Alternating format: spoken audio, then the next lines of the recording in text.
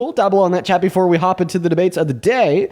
I'd like to real quick thank Madeline for the $5 over on Venmo saying, love you, Dean. I love you too, Madeline. Thank you so much for the very first donation of the stream. You are awesome, quite frankly.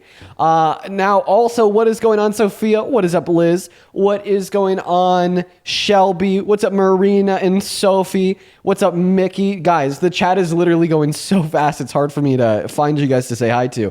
Right now, I'm trying to get my phone loaded up so I could see the chat from my phone, but for whatever reason, it's not showing me people that are like currently live. Oh, I'm actually on the wrong account. That's why. Hey, everyone.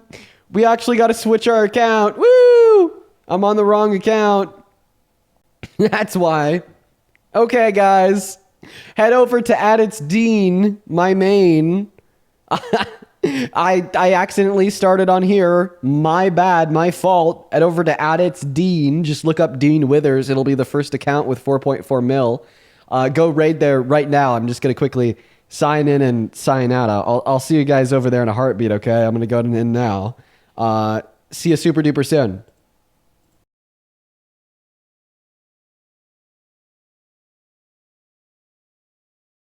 That's my bad. I take complete responsibility for that. Now, if you want to help this stream send out so we can hopefully get some debates going, just make sure that you're spamming those likes, spamming those shares, and spamming that chat. I'm going to try to say hey to a couple more of you. What's up, Ims? What's up, Grace? What's up, Lore? What's going on, Q? Ola, A.N., Louisa, MLM, Izzy, Shoddy, Michael Jackson, MJ, Floor. What is up, Mad Cow and Ricky97? Good to see you all. Good to see you all. I am going to go ahead and start the broadcast over on YouTube right now. We're not going to spare a moment, and then we're going to hop into the debates and discussing today's festivities. Guys, there's been some crazy fucking shit that we've learned about the Trump administration, the Epstein files in the last 24 hours or so. So we're going to discuss those. Debating MAGA and discussing updates on the Epstein files. Great. Let's go ahead and start that broadcast right now.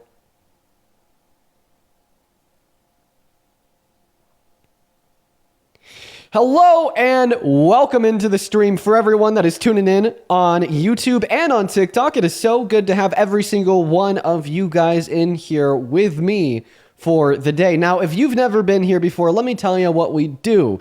We debate people that still support the current president, who would be Mr. Donald Trump. Why? It's because I think that Donald Trump is a terrible president that deserves no support. And the more Americans we can get to wake up to his mutiny and terror, the more Americans we will have to hold him and his administration accountable when they do bad things, right? So the point of these streams is to attempt to convince and change the mind, not only of the person I'm talking to, but also those of you that are tuning in that happen to be on the right side of things, not literally, but rather politically, as well as to better equip and arm those on the left side of things watching with points and reasons why Donald Trump sucks so much to take home to your friends and your families that may still support him. Now, quickly, before we hop into the debates, I would like to go over a handful of updates of the terrible things the Trump administration is doing. I find the most notable in the last 24 hours to be their stalling of the approval of a new congresswoman. And you may be asking me, Dean, why is the stalling of the approval of a new congresswoman so bad? I understand it's not preferable, but why are you talking about it as if it's something that we should be majorly concerned with? Well, it's because Democrats have been fighting tooth and nail for the last 6 or 7 months to secure the release of the Epstein files in the House of Representatives. In order for them to get the full force release of all the Epstein files, they need to get the vote of 218 congressmen and women. Today, they have the vote of 217 representatives, meaning they need one more to force their release. Well, Arizona responded to this by holding a special election for their representative from their 7th district, and a lady ran in that district, and she ran on releasing the Epstein files, being that final vote that they need. She won, and now the expectation is is that she will be confirmed into Congress by the Speaker of the House, and then the files will be released. But in response to that, the Speaker of the House, Mike Johnson, who's a MAGA loyalist D1 Trump rider, is stalling her quote-unquote inauguration into Congress and pushing it off until mid-October just because the Trump administration has ran out of options to prevent the release of the file. So now they're trying to do everything in their power to delay it. That is not just damning and telling. I mean, why do they want to prevent the release of the file so much? I appreciate you for that, Motorcycle Victoria. But it's also concerning because it's just obstructing the business of Congress, right? You know, we see overreach from the Trump administration and the executive branch of the American government so frequently now, obstructing the Constitution, infringing on its amendments, trying to play king, saying it's illegal to criticize him in the media. But now they're obstructing over the official business of Congress. So there is the update for the day, folks. At this point, we are going to go ahead and hop into the debate. So if you are watching from home, I need to sneeze. Excuse me. Thank you for the galaxy, Kristen. If you are watching from home and you happen to be a supporter of President Trump, go ahead and hop in the guest request for me right now, and we're going to get you loaded up. Just make sure that you are an American adult that supports Donald Trump as president. Those are my rules. I will be very quickly removing you from the live stream if you don't follow the rules, so don't even try it. You'll be banned. But let's go and get that very first guest up of the day. We got Haley loading in, and while Haley is loading in, I would like to thank, Jesus Christ, Chloe, thank you so much for the $76 donation on PayPal. Holy fuck, Chloe, that is so kind of you. I want to see 1,000 Chloe W's down below in that comment section. It is so good to see you. That is so much money. Seriously, I really mean it. Thank you so much for your kindness. Chloe says, have a good day, Dean. I love you. I love you too, Chloe. It's good to see you again, and thank you so much for your kindness. Seriously, that is so much money. I don't deserve it. That is very kind of you, Chloe. And welcome in, Matthew. What is up? Do you support Trump? I do. Okay, how old are you? I'm 19. Nice. Could I just get a quick... My birthday's October. I believe you. Could I just get a quick W, Chloe, from you? W, Chloe? Fire. Go ahead and take it away. Tell us why the hell you still support Trump as president, even though now he's obstructing... Oh, you know me? No? What do you mean still support? What are you talking about? How do you still... You didn't let me finish my sentence. How do you still support Donald Trump as president of the United States of America, even though now he's obstructing on the official business of Congress by attempting to delay the quote-unquote inauguration of a new congresswoman who will be the final nail in the coffin, forcing the complete and total release of all the Epstein files? W, Chloe. The reason that I support Trump is because of something that you said, W, Chloe. What is this guy doing? Okay, you could stop saying W, Chloe. I mean, Chloe's awesome, but I just asked you to say it once. So why do you support Trump? No, in between me saying that, I said the reason that I still support Trump is because of something that you said. Okay. And then I just said W, Chloe. Okay, so what did I say that is making you support Trump? It's in if you want to see specifically, because I can't quote you specifically. I have a timestamp in your last podcast or whatever you call it. Jeez, thank you so much for the motorcycle. Timestamp. So you started supporting... It's a timestamp of the exact thing that you said. You started supporting Trump yesterday? No, I'm saying I still support him, and you can't change my mind because of the things that you say I'm trying to say right now. Okay, I'll entertain you. What the hell do you mean? Go to your live streams on YouTube and go to episode 189, and I'll tell you the timestamp to go to. No. And I want you to hear. No, you could tell me what I said, but I'm not going to pull up another quote podcast. You. Okay, well, I just mean I want you to believe me, and I want everybody else to believe that's, what you said. Okay, come back when you could quote me. Have a good one. Let's go to get that next guest loaded up into the queue. If you happen to be in the guest request, make sure it means that you're an American adult that supports Trump as president. That guy was weird. Everyone, dude, just give us a second. We got Bree loading up into the box right now. What the hell, dude? What a weird way to start the day, folks. I'm so sorry. What a weird way to start the day. What's up, Eli? Do you support Trump? Yes, I do. Okay, Eli, can you disconnect any type of headphones, headset, etc., so on and so forth that you have connected to your phone? Here, I'll join back later because that's not very possible right now. Sorry about Okay. that. All right. You have a good one, Eli. No worries. Let's get that next guest loaded up in here. Go ahead and drop a Trump with your age down below in that comment section. We will happily get you loaded into the live. Here we go, folks. What is up? Do you support Trump? I support Trump. Okay. How old are you? 19. Okay. And what time is it? 6:32. What state are you in? I'm in New York. Okay. What's the capital of New York? Albany. All right. Tell us why you support Trump. No, but like you see how you just asked me those questions? Yeah. I asked that because you have a What do you European think? accent. What do you think? I'm a retard? Okay. Well, now I got to move on. Everyone, just give us a minute here. Hop in that queue if you happen to be an American adult that supports Trump as president. Today is a really weird day. What the fuck is going on? Hey, Naya, thank you so much for the $50 super chat over on Super Chat. I appreciate you for that love. Thank you so much, Naya. Show some love to Naya down below in that chat. That is Naya. Thank you so much for your kindness. Naya with a $50 says, hey, Dean, I was wondering if you would ever think about changing the prompt to debate other topics. I find it fascinating whenever you go on tangents about religion or supporting minorities. Well, the thing is most other topics get banned. I'm not allowed to talk about trans people. I'm not allowed to talk about gay people. And even in religion, I'm just kind of burnt out on like the religious arguments. So unfortunately, until TikTok fixes their shit, I'm kind of stuck on this topic. What's up, Zach? Do you support Trump? Yes, I do. All right, Zach. Well, I'm going to pass you the mic. Tell us why. It's mostly because of, basically illegal immigration. That's the most part of why I support him. So you support Trump as president to crack down on undocumented entry or to do the mass deportation? Mass deportation, mostly people who have jumped in line before others. Okay, all right. So, see, here's my thing about mass deportation. I don't think that it makes the country better at all. In fact, I think that it makes the country worse. Could you agree with me that conceptually speaking, a good policy is one that generates more good outcomes than bad outcomes? Yeah. Okay. All right. So a bad policy would be one that would generate more bad outcomes than good outcomes, naturally. So it would be your goal to demonstrate all the good outcomes, and it's going to be my goal to demonstrate all the bad outcomes, and let's see who runs out first. So I'll go ahead and let you start. Name one specific positive outcome of mass deportation on this country. Getting all the criminals out.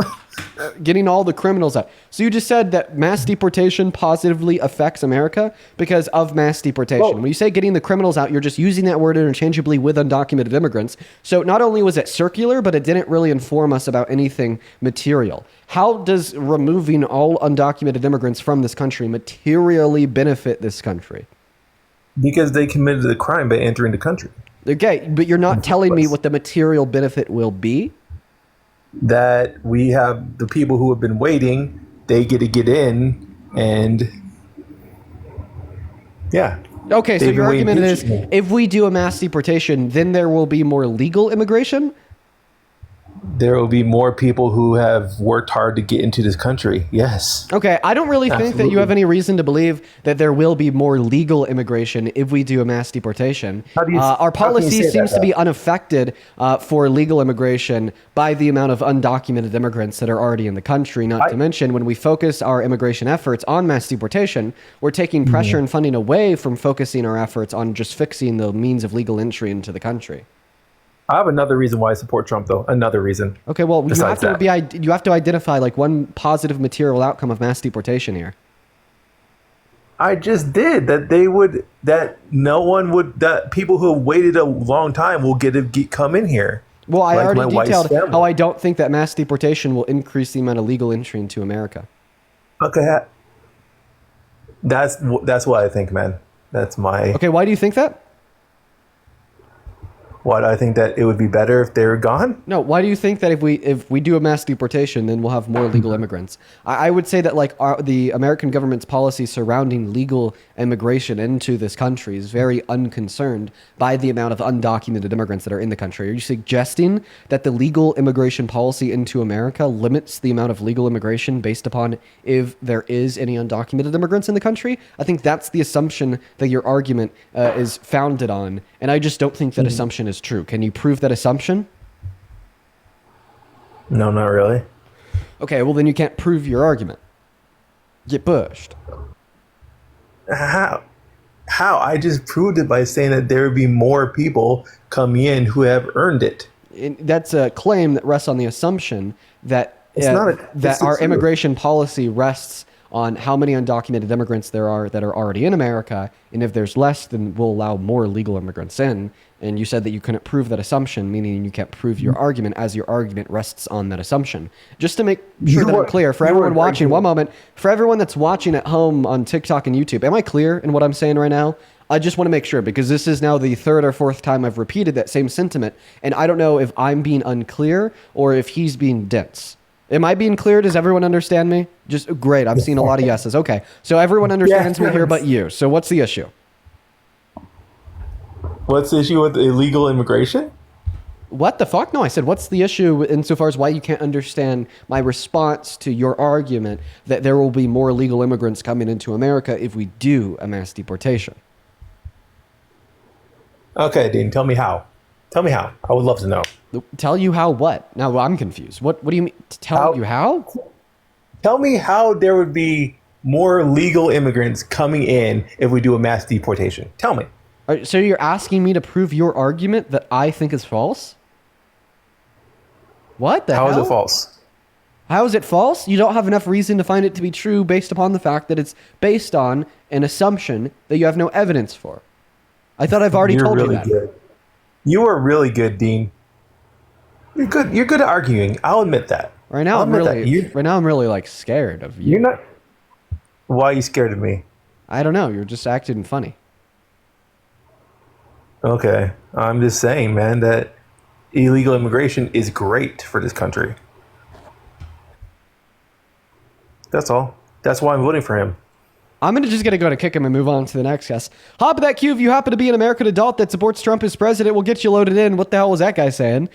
Give us a minute here. Let's go to get that next guest tuned in to the stream right now. What the fuck was that guy saying, dude? What the fuck? Like, actually, like, what the hell was he talking about? Let's go to get that next guest up here, as well as Kaylee. Thank you for the $5 over on Venmo, saying, hey, what's going on, Kaylee? As well as Christine. Thank you so much for the $100 donation on Venmo. Christine, you are an absolute gem. I really appreciate you for your kindness. If everyone watching can please show some love to Christine down below in that comment section, it would make my day. Christine, I mean it. Thank you so much for the $100 donation on Venmo. That is fucking absurd. 1,000 Christine W's down below in that chat. Christine with $100 says educating and opening minds. That is what we try to do here. That is the goal of the streams. I really appreciate your donation, your kind words, and the fact that you are enjoying the streams. Let's go ahead and get that next Trump supporter loaded up in here right now. Go ahead and hop in that queue if that happens to be you. Keep in mind that we're just looking to talk to American adults that are pro-MAGA. As well as Gabriella. Thank you for the $5 over on Venmo, as well as I read your message there. That is very kind of you. And Megan with the $10 on Venmo, saying I know that what you're doing is exhausting because watching the streams also exhausts me. Keep it up, though. We love you. I love you too, Megan. Thank you for your kind words and the $10. Let's get 100 Megan W's down below in that chat. Welcome in, Justin. Do you support Trump as president? Hi, Dean. I do not. All right, I'm going to have to ban you. Moving on to the next guest here, guys. Only hop in that queue if you are an American adult that supports Trump as president. And if you want to just skip that queue and come on right on up here, go ahead and drop a Trump with your age down below. I also think that we're probably being limited by TikTok right now. That would be my assumption. Sandy, thank you for the glowing jellyfish. What's going on in Kentucky? Do you support Trump? I'm going to take that as a no. Moving on to the next guest. Let's see if there's any non-trolls in the queue. Really just looking for non-trolls. Should be simple, but never is. Moving on to the next guest. Here we go. What's up? Do you support Trump? Hello. Hi. Do you support Trump? I do. Okay. All right. How old are you? I am 30 years old. Okay. All right. Well, let me thank a couple people here real quick. First and foremost, Cammy. Thank you so much for the $34 donation over on PayPal. Cammy, that is so kind of you.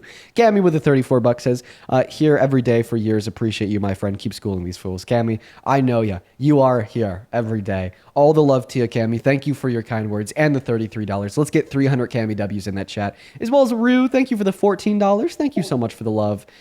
Shout out to Rue down below in that chat. As well as Alexandria, thank you so much for the $20. Alexandria asks a question. How do you feel about Trump wanting to release the Amelia Earhart files before the Epstein files? I mean, I obviously think he should release the Epstein files, but at the same time, I am really like excited to read the Amelia Earhart ones, if I'm going to be honest. That's always interests me. Anyway, Sarah, if you want to come on back into the stream, tell us, why do you support Trump as president? I kind of like his leadership. I don't really know how to explain it. I don't know if I'm really debate like ready, because I just really like he has like power. Like, it's hard to explain. Like, whenever you see him with like a Putin or something like that, like you feel safe, like you feel good. You know what I mean? I'm pretty sure that's not like truth. That's delusion. He has gotten Maybe. played by Putin so hard. Yeah. He's gotten played by Putin so hard, Sarah. Did you know that Putin and Russia have hit Ukraine the hardest they ever have since Donald Trump's second term begun? No, I didn't know that. Yeah, you could just look at the missile rates. And the reason they've hit them the hardest they ever have is because the Kremlin was able to convince Trump that he should defund Ukraine because, I don't know, maybe this will open up the doors towards entertaining peace talks with Putin. That's what Putin suggested. Turns out, when Trump defunded Ukraine, sided with the Kremlin propaganda, Russia just hit them the hardest they ever have and rejected all peace talks. Right. Right? So he actually got played by Russia pretty hard. That's terrible. Right, yeah. Yeah. So obviously he's not like strong with like foreign world leaders, right? Right. Well, that's really my take. I just feel like he will get shit done. Like, I don't really know how to explain it. He's just powerful. Like, whenever he walks into a room, like, you're like, damn. I'm pretty sure that's just you, Sarah, because you support him. You're affirming your support with your support. Right. Right. I have nothing to add. I just wanted to say that. That's all. Thank you. Have a good one. Moving on to the Thank next you. Trump supporter. Hop in that queue if you're an American adult that supports Trump as president. What the hell is going on today, dude? Swear to God, these conversations are tripping me out. Let's go to move on to the next guest, Dots, as well as Belzine. Thank you so much for the $120 donation over on Super Chat. Belzine, you dropped the same donation to Parker earlier. You are fucking awesome, Belzine. Show some love to Belzine down below in the chat. That is seriously so kind of you. I do not deserve that. That is so much money. I'm going to be honest. Let's get 1,200 W Belzines, that is Belizeans, in the comment section. Belzine says, love you, Dean. You've earned this. I really appreciate you for your kindness. Seriously, Belzine, you're fucking awesome. Show some love to Belzine in that chat. Welcome in, Dots. Do you support Trump as president? Oh my God, dude. Oh, dude. Woo, I'm awake now. Okay, moving on to the next guest. Whoa, dude. All right. Woo. Let's go to move on to Justin. Here we go, folks. Oh my goodness. Dude. Oh, now I'm awake. Whoa, I was a little bit. Oh, dude, what's up? You're connected to. Hello, Josh. Do you support Trump as president? Hey. Josh? Josh, are you here? Are you Who's okay? Josh? Oh, Justin, not Josh. Justin. Come on, man. Do you support Trump as president? Heck yeah, I do. Why? What do you mean, why? I mean what I asked is pretty clear. Why do you support Trump as president? Yeah, I mean, honestly, I like the way he handled the border crossing. Makes me feel more safe. You know, Like to reduce more- border crossings? Yeah. And how did he handle that? How did he get that done? Well, he put more troops down on the border. Oh, okay. How many troops and where and when? Well, he put them down on the southern border, Texas, New Mexico, wherever that is. And then National Guard, he put a lot there. How many? So- How many? Well, I don't know. I'm not a math. I don't know. Then how do you know he put the troops on the southern border? Well, I got my phone, and I can read in the news saying that, hey, look, Trump put National Guard there in the border. When did he do this? When he first got into president, when he just won the second term. On the border. I just generally don't think that putting troops on the border is going to be an effective way to reduce undocumented crossings. The reason I say How this, though? But he said though that in the last 3 months, 0 crossings came. the reason I through would the say border. that I don't think that putting troops on the border are an effective way to reduce crossings is because this is something that Biden did. This is something. Yeah, but that Biden had like if 4.2 you'd allow me million to- illegals cross his border. Right, which is unlike Trump, which is where he keeps zero. which is kind of my point. So you're saying that there's a lot of undocumented border crossings under Biden, even though Biden had troops at the southern border, and Biden even Yeah, but got not as Mexico. much. Are you going to allow me to finish? Yeah, sorry. Good boy. Don't call me good boy, faggot. Okay, all right. And we're going to go Fuck move you, on to the retard. next guest. Fuck. Dude, what is going on with these people today? I'm literally talking to the most unintelligent people ever. What is going on? What is going on, dude? Oh my God. I hope that everyone watching this live is seeing what I'm seeing, which would be every single person we've had up so far today to tell us why they support Trump as president has been an uneducated, unintelligent, reckless, emotionally irregulated, like crash out, you know? Like what does this say about MAGA? Think about it. If Trump truly was a good president, if MAGA was truly on the right side of history, authoritatively, morally, and intellectually speaking, then wouldn't we expect Trump supporters to not be such crash outs? I don't know. I would. Right? But no, they no info, like low info as hell, like all over the place, can't control themselves. Like, I think that makes it obvious that obviously Donald Trump isn't a good president, and the only people that still support him as president are like children or people that act like children. Let's go to move on to the next guest. Let's hopefully find a Trump supporter that doesn't just act like a child, like nearly everyone we've had today. Ugh, dude, putting out the trash, man. What's up? Do you support Trump as president? David, hello. Do you support Trump as president? David's not here. Go ahead and put a Trump with your age down below in that comment section. If you want to come up here and have a conversation with me about why you support Trump, we're just looking for literally anyone to come up here. Quite frankly, at this point, it is getting pretty hard. I will say, what's up? Do you support Trump? I don't. I'm sorry. I can't do that. No worries at all. We're going to go to kick you. All right, everyone. Hey, so I actually just got a notice from TikTok that my live is no longer eligible for you page push because I just called Trump supporters trash, and they're saying that I'm guilty of bullying for that. So so we got to go and restart the live because I got the For You page taken away because I called Trump supporters trash. TikTok considers that bullying. Or maybe it was like my spiel where I was like, they're all like uneducated, unintelligent, emotionally reckless children. It was probably that if I had to take a guess, or like both.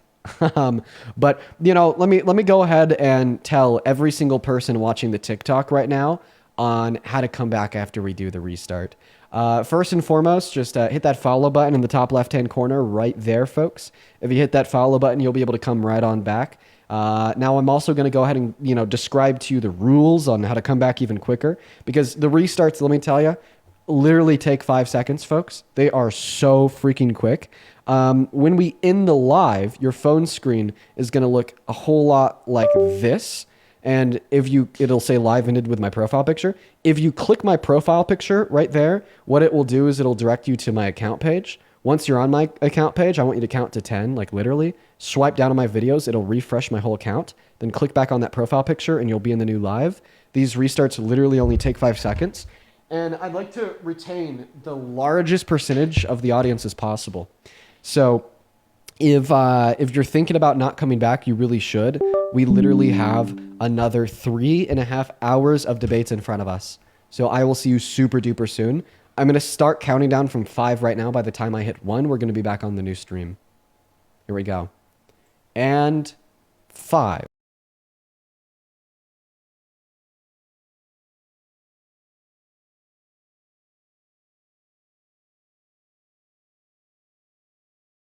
Change, media manipulation. Reptilians own the big outlets. CNN, BBC, even Disney. Oh, some love to Chloe down below in that chat, guys. Please, Chloe just donated another $83 on PayPal. You are fantastic. Chloe with the $83 says you totally deserve the money for all of the patience you have. I could never. Chloe, that is literally so kind of you. I really hope that you're enjoying the streams. I appreciate you. I appreciate your kindness and your generosity. Please, Everyone show some love to Chloe down below in that chat for yet another $83 donation. Chloe, you've been so kind today. As well as to all the super chatters on YouTube, I really appreciate you. And then Taylor with the $10 on Venmo saying thanks for putting the work in. I appreciate that, Taylor. And Brianna with the 5 as well. Okay. We are going to go ahead and hop back into the debate since we're already on the restart right now. Go ahead and hop in that queue. If you happen to be an American adult that is pro-Trump, we're going to get you pulled up here. Let's go to get that very next guest loaded up right now. We got Putty, spelled P-U-T-T-I, loading up into the box right now. Here we go, folks. What is up? Are you MAGA?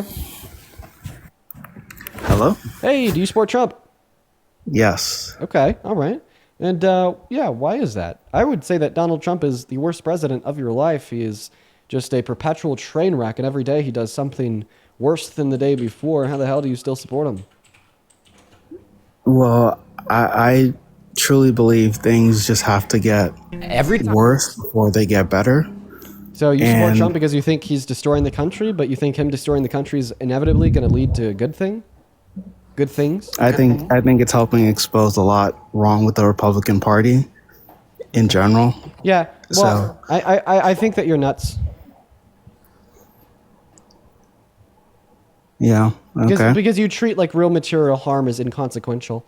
Brooke, thank you so much for the baby dragon. I appreciate that, Brooke. Like think, for instance, right, about like all the women that can't access healthcare today because Kamala Harris lost the election and she couldn't codify federal protections for women and girls' right to choose access to abortion. And the 60 victims of grape who are impregnated by grape that are denied access to abortion every day in 10 of our 50 states. You were saying that that needs to happen so people could realize how bad Republicans are.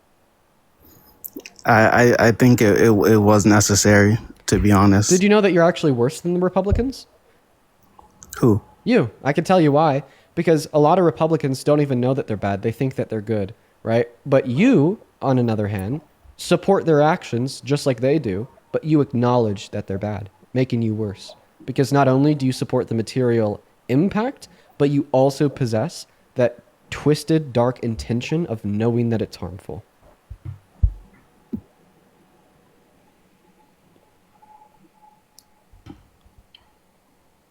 Very well worded.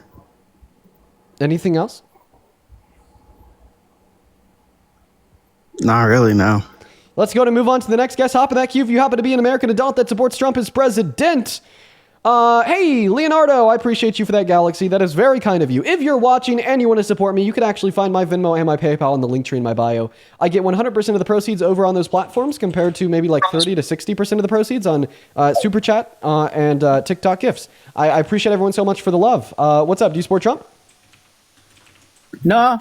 All right, then I got never. I gotta kick you. Only hop in that queue if you support Trump as president, folks. If you want to go ahead and skip that line because all the trolls we got in the queue, go ahead and put a Trump with your age down below. In the meantime, Belzine, I would like to thank you for another $50 on Super Chat. Seriously, Belzine, you've been so kind today. Show some love to Belzine down below in that comment section while we're looking for that next Trump supporter, guys. Thank you for the $50 once again. Belzine says, this time, thank you so much, Dean. I support you and I always enjoy you and Parker. Thank you, Belzine. That is seriously so kind of you. 500 Belzine W's down below in the queue. I also see all like the silly, goofy filters coming back on TikTok. Y'all are too much, bro. What's up, B-Dog? You support Trump? I don't know how to join. Well, does that mean you want me to kick you? I gotcha. Moving on to the next guest. Go ahead and put a Trump with your age in that comment section. I'm actually going to start pulling from that comment section compared to the live guest requests, just because the guest requests have been ASS literally all day long. Skylar, thank you for the Galaxy. What's up, Ethan? Do you support Trump? Nope, he's not here either. Once again, there are some very easy to follow rules of the live, everyone. There are some very easy to follow rules of the live. The rules are very simple. You just have to be an American adult, meaning that you're at least 18 and you're an American citizen that supports Donald J. Trump as president today. If that's you, hop in the queue. If that's not you, don't hop in the queue, because if you do, then I'll be banning you. Let's see. Allie, thank you so much for the $20 donation on Venmo. Thank you so much for the love, Allie. Allie says, I've been following you for years now. I just wanted to say thank you for using your platform to educate others. It feels great to be educated. Thank you, Dean. Allie, that is so fucking cool that you've been following along for so long. I really appreciate you for your kindness and your $20 donation and your kind words. Show some love to Allie, ALY, down below in that chat, folks. What's up, man? Do you support Trump? Yeah, I do. And how old are you? 18. Awesome. Hey, Sydney and Mel. Sydney, I appreciate you for the 10, and Mel, I appreciate you for the 5 over on PayPal. Thank you, guys. Go ahead and take it away. Tell us why you support Trump as president. Hey, make Coca-Cola great again, bro. 100%. Okay, he left. Moving on to the next guest, guys. So right now we have close to 9,000 people hanging out with us in the stream on YouTube. Sorry, not YouTube, on TikTok. Can't find one person that supports the president. No one wants to talk to me. They're too scared. What's up? Karima? Is that how you pronounce her name? Karima. Karima. Karima. I do apologize. Do you support Trump? Yeah, I do. Okay. How old are you? 19. Perfect. Charlie, thank you for the $10 on Super Chat saying they're still butthurt they weren't raptured, so they're taking out their frustrations on you. It's funny as fuck, Charlie. Funny joke. Show some love to Charlie for the funny joke in the $10. Why the hell do you support Trump as president? How does Charlie Kirk's dick taste, you little racist white boy? Jesus Christ. Are you one of like the 80 like Wattpad writers over on like AO3? Did you just like run out of ideas? You're like working on the 81st, so you're like, I gotta go to the source himself? Jesus Christ. Let's go ahead and move on to the next guest. Actually, I think it's like 83 now. They were working on the 84th. I don't know why the hell she called me racist. But for the first part, that was just for the 84th AO3 dead bait. I think that's what they're calling it. Wattpad story, something like that. I don't know. Let's go to move on to the next guest. Hop in that queue if you support Trump. We're going to get you loaded up into the queue. What is up? Do you support Trump as president? What is up? Do you support Trump? I'm so sorry. They have like such an insane echo. I got to kick them. Let's go to move on right now. We got Alani loading into the box. Here we go. All right. Alani's not here. By the way, if you happen to be an American adult that supports Trump as president, go ahead and hop into that queue. We'll happily get you up here. Right now, it is just impossible for us to find Trump supporters. Amelia, thank you so much for the $20 over on Super Chat. Amelia says, thank you for your daily chat. I've been learning so much. Amelia, that is awesome. I'm so happy that you've been learning things and taking away from the stream. I think that is literally so fucking cool. Show some love to Amelia down below in that chat, folks. I think that is so awesome, and I really appreciate you for your kindness. What's up? Do you support Trump? Cookie King mogs you. Okay, you're like 12. Get out of here. Still can't find any Trump supporters, guys. Yo, take a guess on why we can't find any Trump supporters with 10K viewers. What's up? Do you support Trump? Nope, they're not even here. Moving on, bruh. This is honestly getting really annoying at this point. I'm joining. Hey, how old are you, Braden? Braden, you just told somebody that you're joining. I know that you're here. How old are you? Hello? Hey, how old are you? 18. What year are you born in? 2006. Okay, what month? October. All right, and do you support Trump as president? Absolutely we do. Yeah, why the hell do you support Trump as president, Braden? Well, let's see. Back in 2016, his first term, we probably had way better gas prices than right now. Inflation was down. Life was ultimately better. And you support someone that gave us shitty gas prices, fucking immigrants everywhere, crime rate is up. You know, why do you support Kamala Harris and Joe Biden? Pronounce her name. We'll get there after I respond to everything that you just said. So you said that gas prices were lower and life was better in 2016, right? Absolutely. 10-4, yeah. And because Trump was president in 2016, that means that he caused those things, and that's your argument?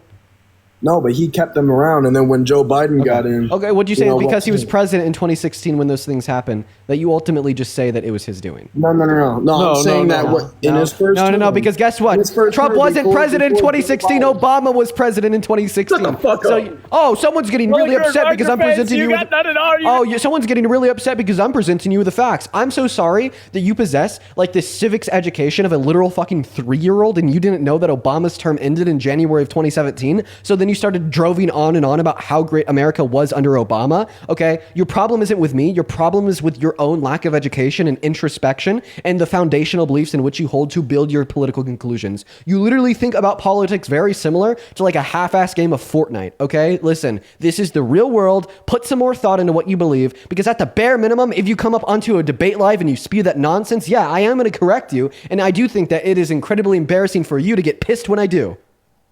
Take a breather. 10 seconds, Braden, then I will allow you to unmute. And when you do unmute, I want you to come back and calm down.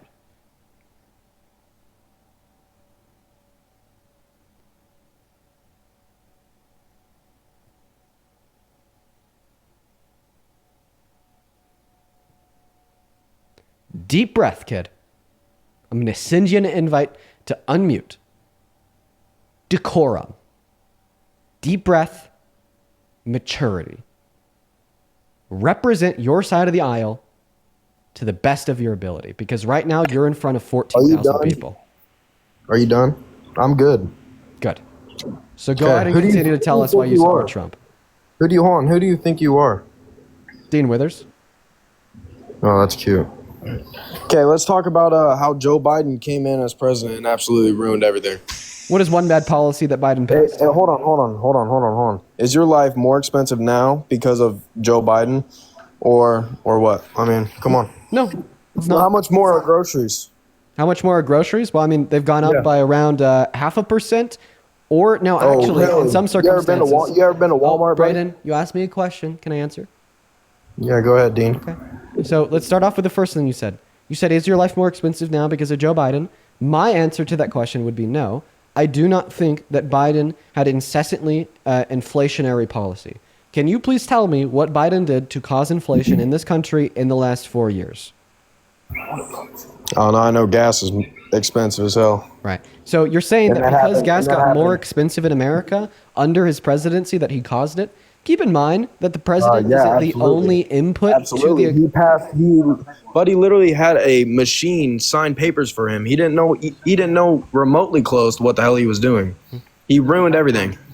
Okay, Brandon. Quite literally had a machine sign papers he'd never looked at. Yeah, the only evidence of that is that the fact that Donald Trump has said it. I wouldn't use Donald Trump's word of mouth as a standard of truth. He's only lied over 30,000 times. Okay, hold on. Why don't you like Trump? But Brandon, you're throwing too much at me all at once. Not only are you interrupting me every time I open my mouth, but you interrupt me with something new. Let's go point by point. So you told me that you think Biden caused gas to cost more in America because when he was president, it did cost more. That is a very one-dimensional plane of thought that we need to throw out of the window because it is equivalent to that of a correlation causation fallacy. You can't say because two variables are associated with one another, such as Biden's presidency and increasing gas prices, that therefore one variable caused the other, such as you arguing that therefore Biden caused the increase in gas prices with no further information. Okay? Right? You'd have to tell me what Biden did to cause that increase, or else you don't have an argument. Because I could very easily tell you what actually did cause that increase that had nothing to do with Biden. That increase was caused by a reduction in the global supply of oil due to Russia's invasion of Ukraine and us, alongside every other country in NATO, sanctioning and stopping the purchase of Russian oil, on top of OPEC reducing their output by 10% and by Trump's request in 2020. Okay, but Biden still shut down the pipeline on his first day in office. What pipeline? Keystone. Keystone. Well, actually, you're wrong. He didn't shut down the Keystone pipeline. He shut down the Keystone XL pipeline, which was a Canadian-owned portion that's what of I Keystone. meant, yeah. Okay, so now that we've corrected that first point, the reason he shut it down is because he had to, as SCOTUS ruled the Keystone XL pipeline was unconstitutional. Second point, the Keystone XL pipeline was not actively producing any oil, meaning it did not have an impact on the oil supply curve, meaning when it was shut down, it couldn't have caused the equilibrium price to go up. Third point, it is the case that when you go to EIA.gov, which is the Energy Information Administration, and you look up domestic production of crude oil, we've actually never produced more oil in this country than we did under Biden and Harris, and that's a fact. Fifth and final point. Like I already said, that was a Canadian-owned pipeline that was sending oil from Canada to America. If that Keystone XL pipeline was in effect today, we would be spending so much money on that goddamn oil due to Donald Trump's tariffs on Canada. And that is my argument. 5 points. Let me know if you want me to break them down again. No, you're good. Actually, I'd like to cover a different topic with you. Oh, I'm down. Okay. Are you okay with litter boxes in bathrooms? Because that was supported, man. You know, I just want to know your opinion on the. No, let alone. These are like the anti-woke arguments from like 2016. You're like 10 years late. This is not 2016 though. This is today. Yeah, this is today. Like this is still going on in public schools. I can vouch. You're so fucking goofy. What are you laughing about, faggot? You got fucked in the mouth by Charlie Kirk. Oh! And there, dude, literally every single guest today has been absolutely outsmarted by myself, has been absolutely steamrolled with fact, reason, and logic. and then said something like that. See, I don't know what it is. I am just getting so good at exposing the MAGA hypocrisy that I turn them in to who they really are on the inside, and I get that to come out. Okay? These people will LARP like they support Trump because of some legitimate concern of the well-being of the United States of America. I prove them wrong, and then the hate and the vitriol that they attempt to hide comes out. Right? Like for that last guess, it wasn't about the Keystone XL. It wasn't about oil or gas.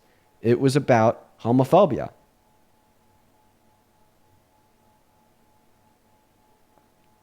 So I'm happy that I can expose these people, these cruel, twisted people, for who they really are. But I'm sad that people are even this cruel and twisted to begin with. Let's go to move on to the next guest. Hop in that queue if you are an American adult that supports Trump as president. And truly, I want to make a quick plea to every single Trump supporter watching this stream right now. We've been live for an hour. Reflect back on every single guest we've talked to. Look at how they're all the same, concealing hate with and animosity with ignorance and false truths of attempting to argue that maybe is good for the economy, getting proven wrong, then coming out with the hate and the animosity. That is your side. Those are your people. Is that the side of history that you want to stand 10 toes behind and represent? If your answer to that question is no, it's time to come over to the right side of history, drop the MAGA cult, embrace facts and liberalism.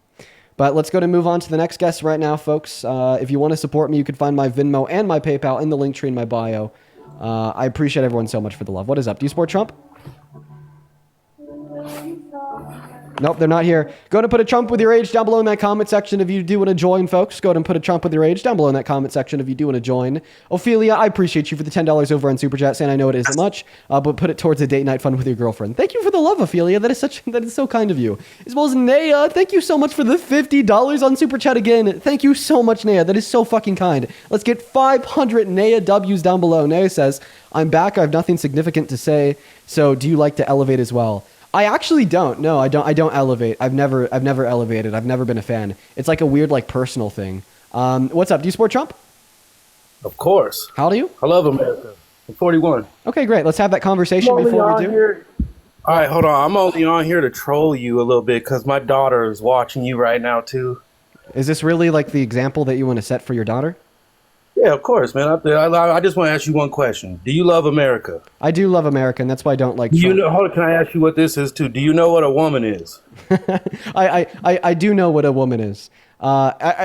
Particularly, a woman is somebody who Donald Trump has been nothing but violent and disrespectful to all of his life. So I think it's quite insane that you tell me that your daughter is watching this and watching you defend such a dark, sick, twisted, misogynistic, violent, sexist man.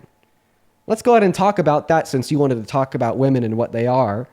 Do you want to talk about the women and girls that Donald Trump had boasted about sexually exploiting in their private women and girls only spaces at the Miss Teen USA and Miss USA shows in 2005 on the Howard Stern Show? I could roll you the clip.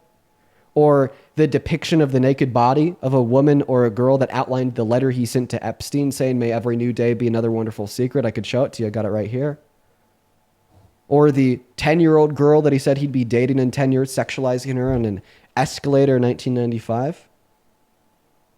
Where do you want to start? How can you support him even though he's done these things as you are a man with a daughter yourself? I sent you an invite to unmute.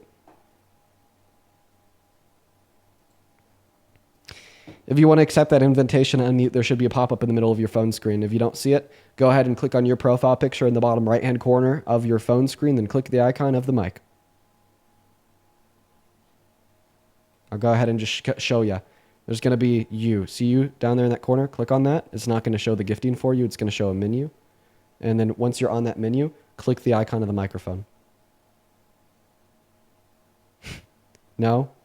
He's not going to do it. I'm going to go ahead and show you guys me sending him another invite to unmute. I just sent him... Okay, I could try again in 11 seconds. Okay. Patty, here in literally 9 seconds, I'm going to send you another invite to unmute. And I'm going to make sure that everyone sees it.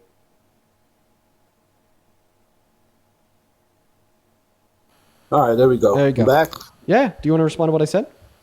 Yeah, I just asked you what a woman was. I didn't ask you why Trump makes you think you know what a woman is. What is a woman, my friend? Oh, so you're actually not going to respond to anything I just said? A woman can have a baby. That's what it is, bro. There's no other explanation. I'm sorry that's hard for you to understand. What game but are look, you I playing? take. I'm not playing a game. Yeah, I'm just you are realizing playing a fucking you're game because you little- ignored that everything I just said. Everything I just No, said. You just threw it right out the didn't answer window. the question I asked you. Well, I did answer the question that you No, asked you me. didn't. You I said just Donald- answered it in an incredibly rhetorical manner to further the conversation into what I deem as a positive direction, not the same old talking points from 2019 that we actually can't even discuss on TikTok because they ban me every time I have a conversation about trans individuals, which is obviously where you want this conversation to lead.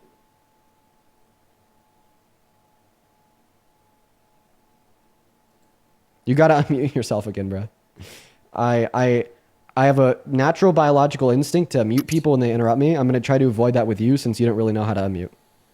That's fine. I know how to unmute. You're blocking me, but that's fine. I'm just asking you one more time. Oh, God. I don't care what Donald Trump thinks or none of that. I don't give a shit. What is a woman, my friend? Wait, if you don't give a shit that Donald Trump sexually exploited little girls, why do you Later, give a shit about Gator. trans women? I'll tell you what a woman is since you don't know. Wait, if you could clear up, woman if you could creates clear up the life disconnect there, inside I'll of their happily tell body. you. If you could clear up the Okay, disconnect so- there, I'll happily tell you. What is a woman? Please no, tell me. No, that's not what I wanted to clear up. You No, said that's what I want to know. Oh, okay. So I don't care what you think to know. What is a woman, my little friend? So I'm pretty sure, like, the angle of debate that you're taking here. What to is a ignore- woman? Okay. What I'm going to do is You I'm going to just mute you. keep talking and not answering. What I'm going to do is I'm going to mute you if you don't let me speak. That's fine. Mute me. You do it. It's fine. Answer the question. Well, do you understand that I don't necessarily want to mute you because it's very difficult for you to unmute? Yeah, that's fine too. But what is a woman? Okay. You don't have to mute me. Just answer the question. Okay, I'm gonna repeat the three things. Okay, the first. No. Just what is a woman? Don't So, repeat anything. I'm actually- what is a woman? I'm my actually friend? gonna respond to the things that you say. Okay. What is a Right? woman? However, you've said more things than the question. What is a woman? No, I asked you what is a woman, and you said Donald Trump hates women. So I'm now gonna speak. If you're Okay. not done talking by the time I'm at one on my Nigga, hands, hurry up I'm and gonna answer mute the you. question. 5, 4. Thank you so much. So there's a lot of things that we have to go over. And don't worry, we'll get around to the what is a woman question. You can stop repeating it. First and foremost, you told me that you didn't give a shit about any of those things that Trump had done. You just give a shit about what a woman is. Okay? I find that to be insane that you don't care about Donald Trump admitting to sexually exploiting little girls, but you do care about trans women living their lives. Can you explain why? You're not women. That's a dude. You didn't answer my question. I didn't ask that question. You didn't answer my question. That was a What question is that I a asked woman? you based upon something. Well, that you I said. didn't get here to ask you. I don't care if you. Oh, so you didn't come here to answer the questions because you know if you even try to, you'll be cooked? No, I get it, man. You know that I'm smarter than you. That's why you won't even try. There's plenty of people like you, okay? I've plenty of Trump supporters come up here because they're too ignorant to know their own level of intelligence and education. You're not like them. You know your level of intelligence and education. That's why you won't even start with anything I say.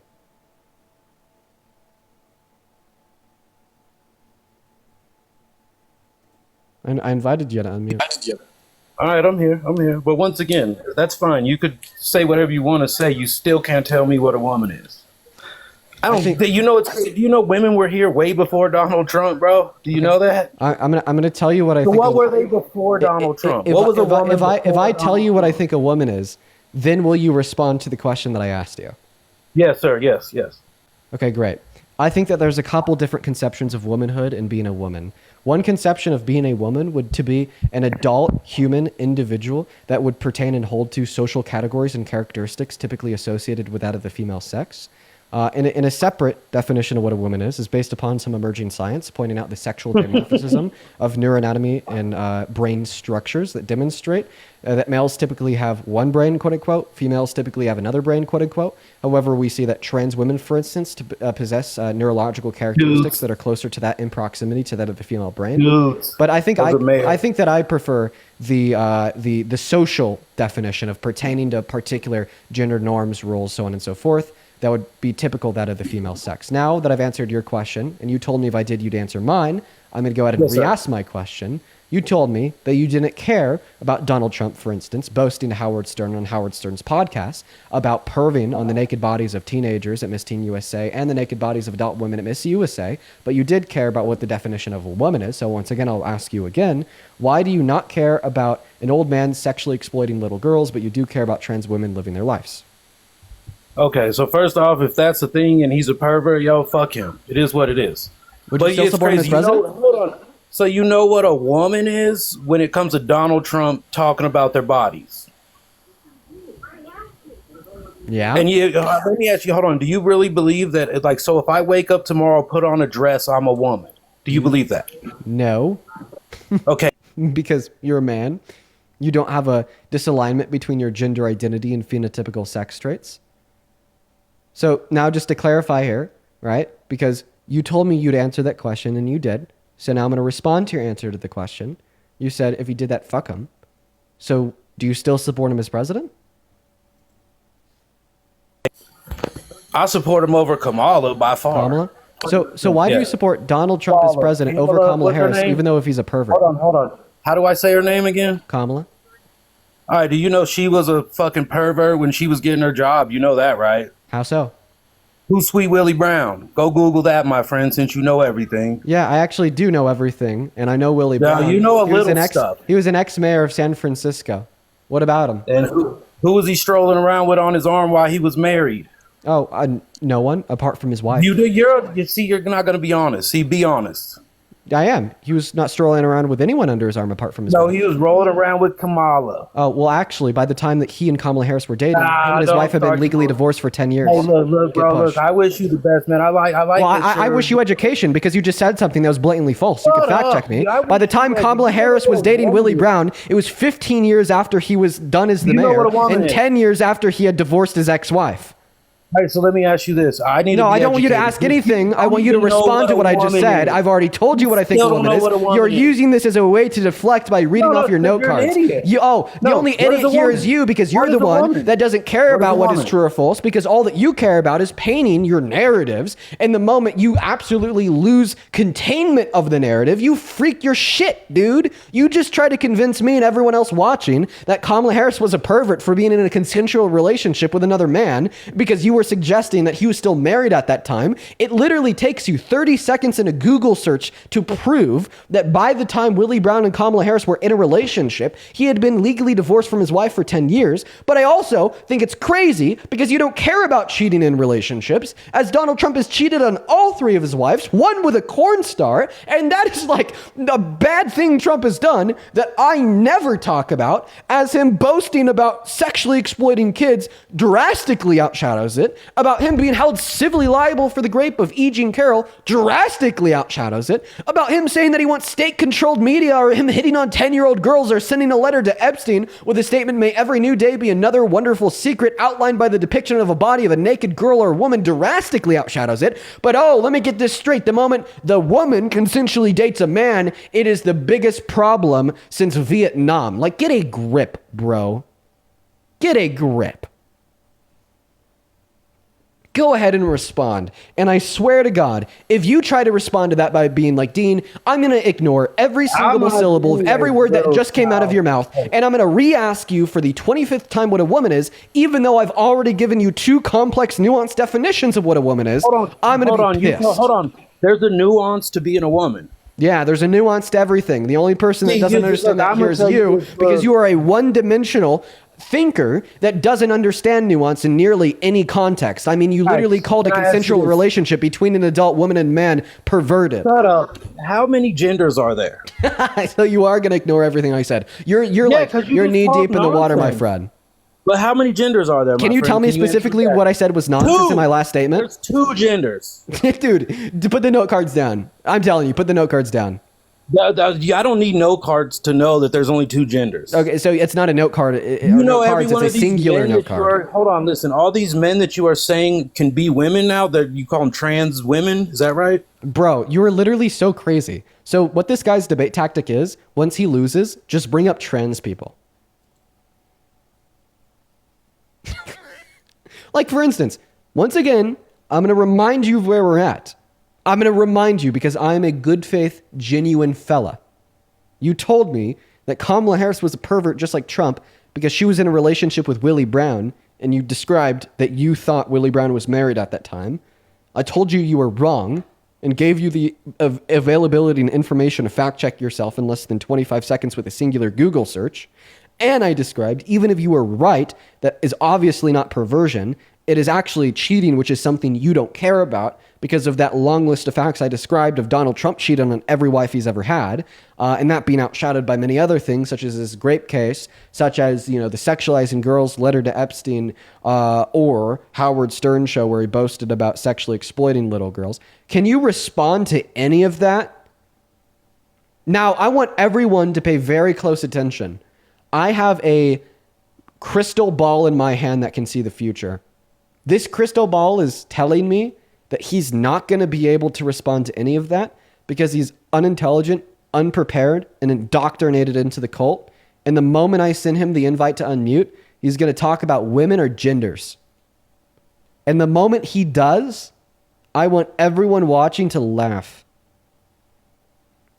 Send you an invite to unmute, my friend.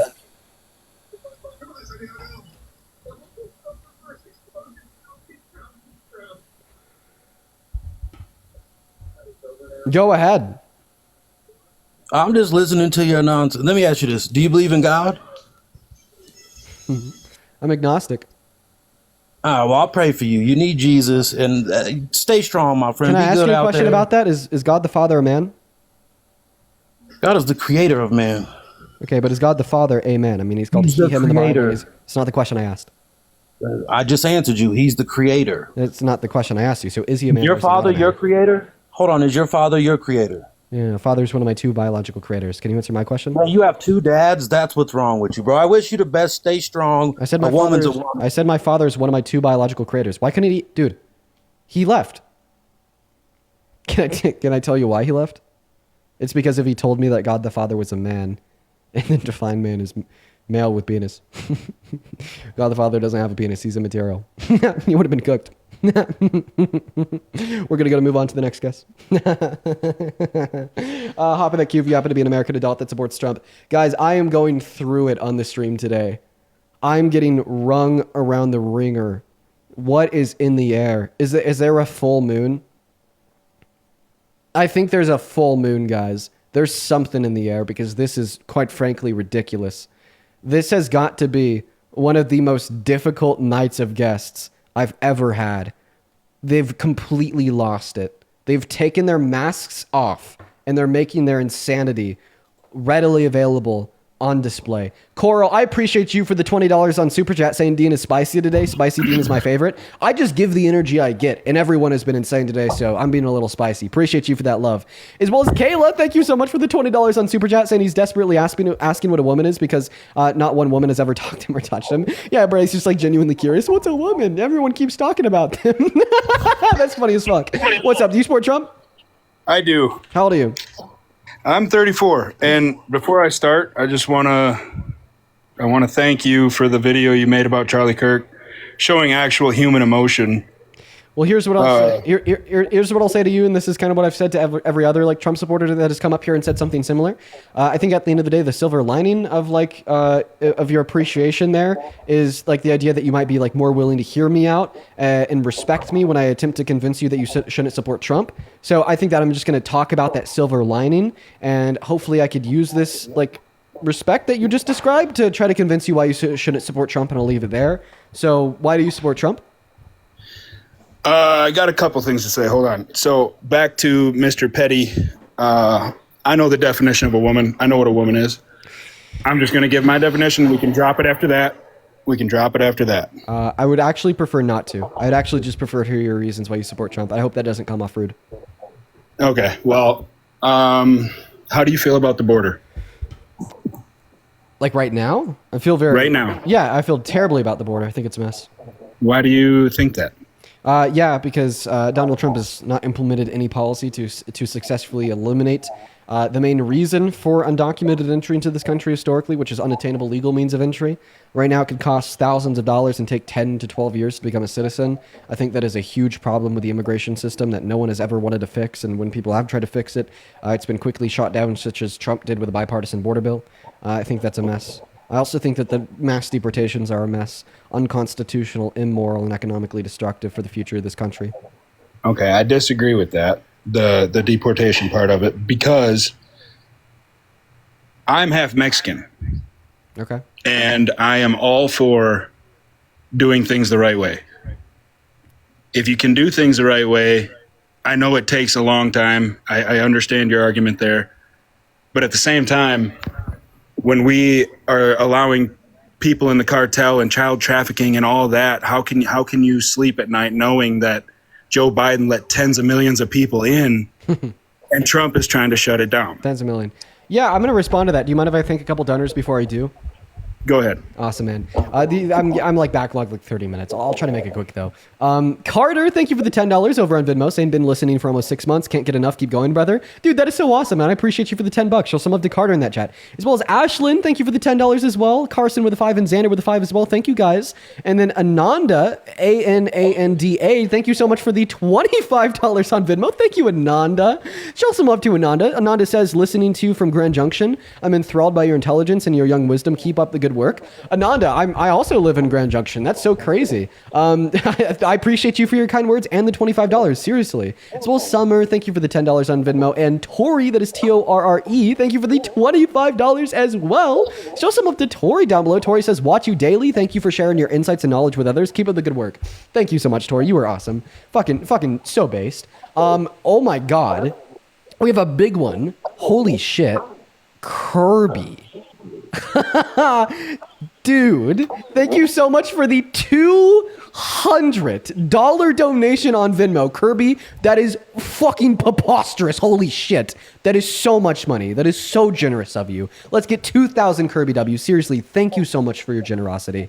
Kirby says, been watching you for at least a couple years and I've realized I've never donated before, so here's a lump sum. Love all that you do. Keep it up. Dude, you do not need to do that, Kirby. I really appreciate you for your generosity. You are fucking awesome. Show some love to Kirby in the chat. And then 2 more here on Venmo. I'd like to thank KK for the $25. Seriously, thank you so much. I really appreciate you, KK. And Pris, Priss, with the $50 over on Venmo. Pris, you are fantastic. Pris says, Dean, you are smart. I tune in all the time. Please keep doing what you're doing. Thank you so much. That is Priss. Show some love to Pris. And there's still a lot of individuals to get around to over on PayPal. I'm going to go ahead and just break it up a little bit and respond to the last thing you said before I read those off. But once again, where we left off was on you telling me that how can you support the unconscionable Biden-Harris administration for letting in millions of undocumented immigrants with ties to the cartels and violent criminals and then not support Trump even though he's getting them out, right? Yes. Okay, first and foremost, are you a U.S.-born citizen? I am. You are 2.5 times more likely. You are 2.5 times more likely to commit a violent crime than an undocumented immigrant. Well, that's pretty crazy because I haven't yet. Yeah, that's my point. Yeah, 1% of violent crimes in this country are committed by undocumented immigrants. American men account for 92. But do you not understand that all illegal alien crime is preventable? Actually, so are you saying it's preventable by either like stopping their entry in the first place or just deporting them all today? No, well, both, I guess. Well, like, the fact of the matter is, if we were to do a mass deportation, I'd actually think that we'd see more crime in America. Could I tell you why? I have an idea. You go ahead and tell me why. Because poverty causes crime, and I think we'd see a massive increase in poverty with a mass deportation due to the destabilizing economic effects of removing 8.3 million of our laborers and 11 million of our consumers. Per the American Immigration Council, it would reduce our GDP by 1.1 trillion through 1.7 trillion dollars per year, while also costing $2 trillion expensed by government revenue in the next 10 years, while also reducing our government revenue by $100 billion per year, as that is the taxes that undocumented immigrants pay. Obviously, that would destabilize our industries, make them make and produce and sell less, thereby destabilizing the economy as a whole, increasing poverty and increasing crime. Okay. Since you got all the facts, what are the numbers on Americans that are filing for unemployment? Long-term unemployment is an all-time high, excluding the pandemic, since 2017. Today in America, there are more unemployed Americans than there are open job opportunities. So don't you And think? this is following Sorry. 2 quarters of suboptimal GDP growth because of Donald Trump, his policy, and more so his tariffs. So don't you think that deporting illegal immigrants would create more jobs for Americans? No, you're thinking about things too simplistically. You're saying if we like downsize the labor force, then like the downsized labor force will have more opportunity with more jobs, but that's just not how it works. Like for instance, was the labor force greater in number or lower in number 50 years ago than it is today? Nah. We had a smaller labor force 50 years ago. Computer, pal. I'm on my phone. The reason I asked that question is I don't want to just lie. It's a natural assumption to say that the labor force was smaller 50 years ago because the population was lower. Was there more job opportunity in America today or 50 or 100 years ago? Obviously today. Right. So the size of the labor force doesn't align with more or less job opportunity. If anything, the larger our labor force is, the more job opportunity we have, which should be expected. You know, jobs aren't just like random positions that should be filled for no reason at all. Companies offer jobs under capitalism to generate them a profit, and with that profit, our economy grows. More money goes back into their businesses, making them available to open up more job opportunities. So, like, actually, the economic productivity of undocumented immigrants makes the economy more prosperous, and if anything, would result in more job opportunities. Okay. Well, another thing I want to talk about was you talked about something with the crime with getting rid of illegal immigrants. You say that's going to cause something with crime. Yeah, by like destabilizing the economy for all the reasons I've already suggested, thereby increasing poverty. Also, I don't really think you care too much about crime. Can I ask you a question? I do kind of care. I care a lot about the crime. Well, you're saying that like we shouldn't let somebody legally immigrate into this country if they're a violent criminal, and we should deport somebody if they're a violent criminal, which I agree with, by the way. But then you're telling us that we should make a violent criminal the president to run the country. It makes no sense. He's been adjudicated. Hold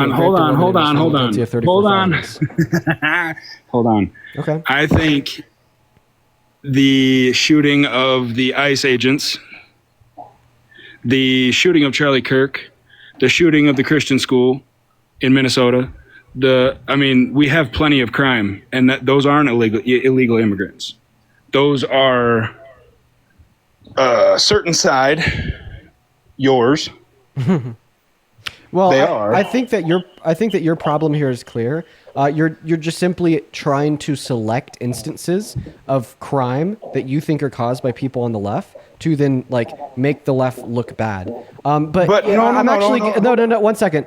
Like you're like specifically sampling out for instances of violence that you think were driven by those on the left to attempt to make the left look bad. Like for instance, you left out the shooting at Evergreen High School that occurred on the same day as Charlie Kirk's assassination, which was by an alt-right griper, a neo-Nazi, and you just exclusively leave that one out of your data set, so then you could use your data set to generate I actually did not know a that. bias trend. Additionally, Nope, I did what is not one know other that. similarity that of every instance that you just named off? Not only are we just going to baselessly assume them to be people on the left. One moment. Not only are we just going to baselessly assume them to be people on the left, but they're also white men. So in the same way that you want to use these isolated instances, White to say that the transgender left is men. Let's be clear. Yes. White transgender men. If we're going to say Kirk Shooter wasn't Kirk Shooter wasn't trans. No, but he was dating a white transgender man. Oh my no, dating. Yeah. Oh, so you are actually gonna ignore the fact that the shooter was cis and then go on to who they were dating. Doesn't this just make it obvious that you're driven by bias? You don't care that the shooter was cis. You are not going to use that fact to demonize all cis people, but then you're going to look for some connection to a trans individual to then demonize all trans individuals. It cannot become more clear than this. Charlie Kirk shooter was cis. The person that shot at the ICE detention center was cis. The person that shot up the Christian school was cis. Which Christian school? The one in Minnesota. He was a transgender. No, actually, no, he wasn't. He had, when this first happened, I did think that they were trans as well. But their journal was released.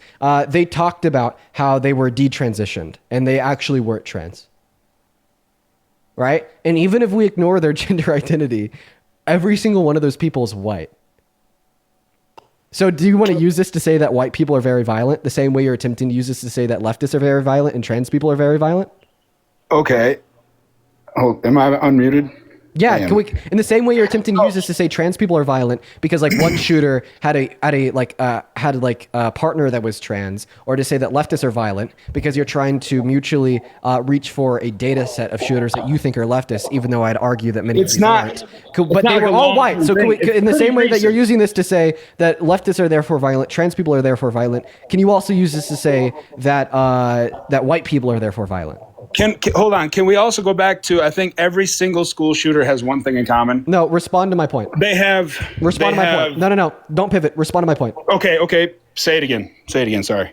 You tried to use a data set of like these selected shooters to say that leftists are violent and trans people are violent. But to be real, the one true commonality between these shooters wasn't being trans or leftist. It was being white. So can you use this to say that white people are violent?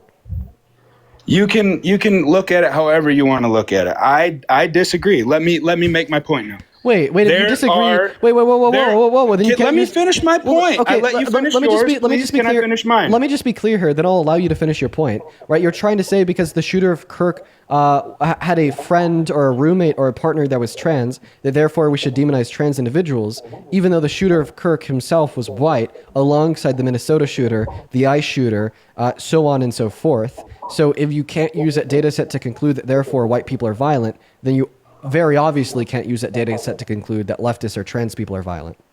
Hold on. So every school shooter, one thing they have in common, they're on antidepressants or anxiety medications, which means they have some kind of mental thing going on. That's one thing also, other than being white, that they have in common. I wouldn't say that one thing that all school shooters have in common is being on antidepressants, anxiety meds, so on and so forth. I don't think that you have evidence. I don't think that you have evidence of that. But like, obviously, I'd be okay with saying that like, if you do shoot up a school, like you probably have mental issues. Obviously, but that is one thing they have in common. I invite you to look it up. I can't give you a website. I'm on my phone. I'm looking at you. You know, I would say like having like mental issues is probably something that most people who commit very heinous violent crimes have in common, obviously. Okay, so why do we have to focus so much on the fact that they're white and not mentally not there? Oh, so now you see my point. See, I only brought up the fact that they were white in response to you bringing up the fact that you think one of them might be trans or another one of them might have a roommate or partner that is trans. Do you see what happens there? As soon as I point out the one true commonality that all of these individuals possessed, that wasn't debatable, that wasn't a reach, and it's the fact that they're white, all of a sudden you say, well, why are we focusing on the fact that they're white instead of focusing on the real reasons that they may have done these things, such as underlying mental issues? Listen, man, I said I'm half Mexican. I'm not racist. I'm half white, half Mexican. I see it both ways. I'm not trying to say it's because they're white. I'm saying it's because we have mental disorders in this country. So just for instance, if it's not because they're white, then why is it because they're trans, even though none of the shooters were trans? Okay, well, that's what I was trying to say, but I was muted. I didn't want to say it, but I feel like a grown man who thinks he's a woman. Bro, why are we even talking about trans people? Like what? Like none of them were trans. Dude, they're not there. None of them were trans. Need some water. None of the shooters were trans. Bro, like think about what you're saying. You gave me a set of 5 mass shooters that were all cis. Charlie Kirk shooter, cis. Minnesota school shooter, cis. ICE shooter, cis. And then you're like, this is obviously to blame on people that aren't cis. And I'm going to call that a type of mental issue. Crazy work. By the way, you're wrong on that point too. There's not a single reputable institution of medicine or science that would agree with you and your very unprofessional diagnosis of BNT as a mental issue.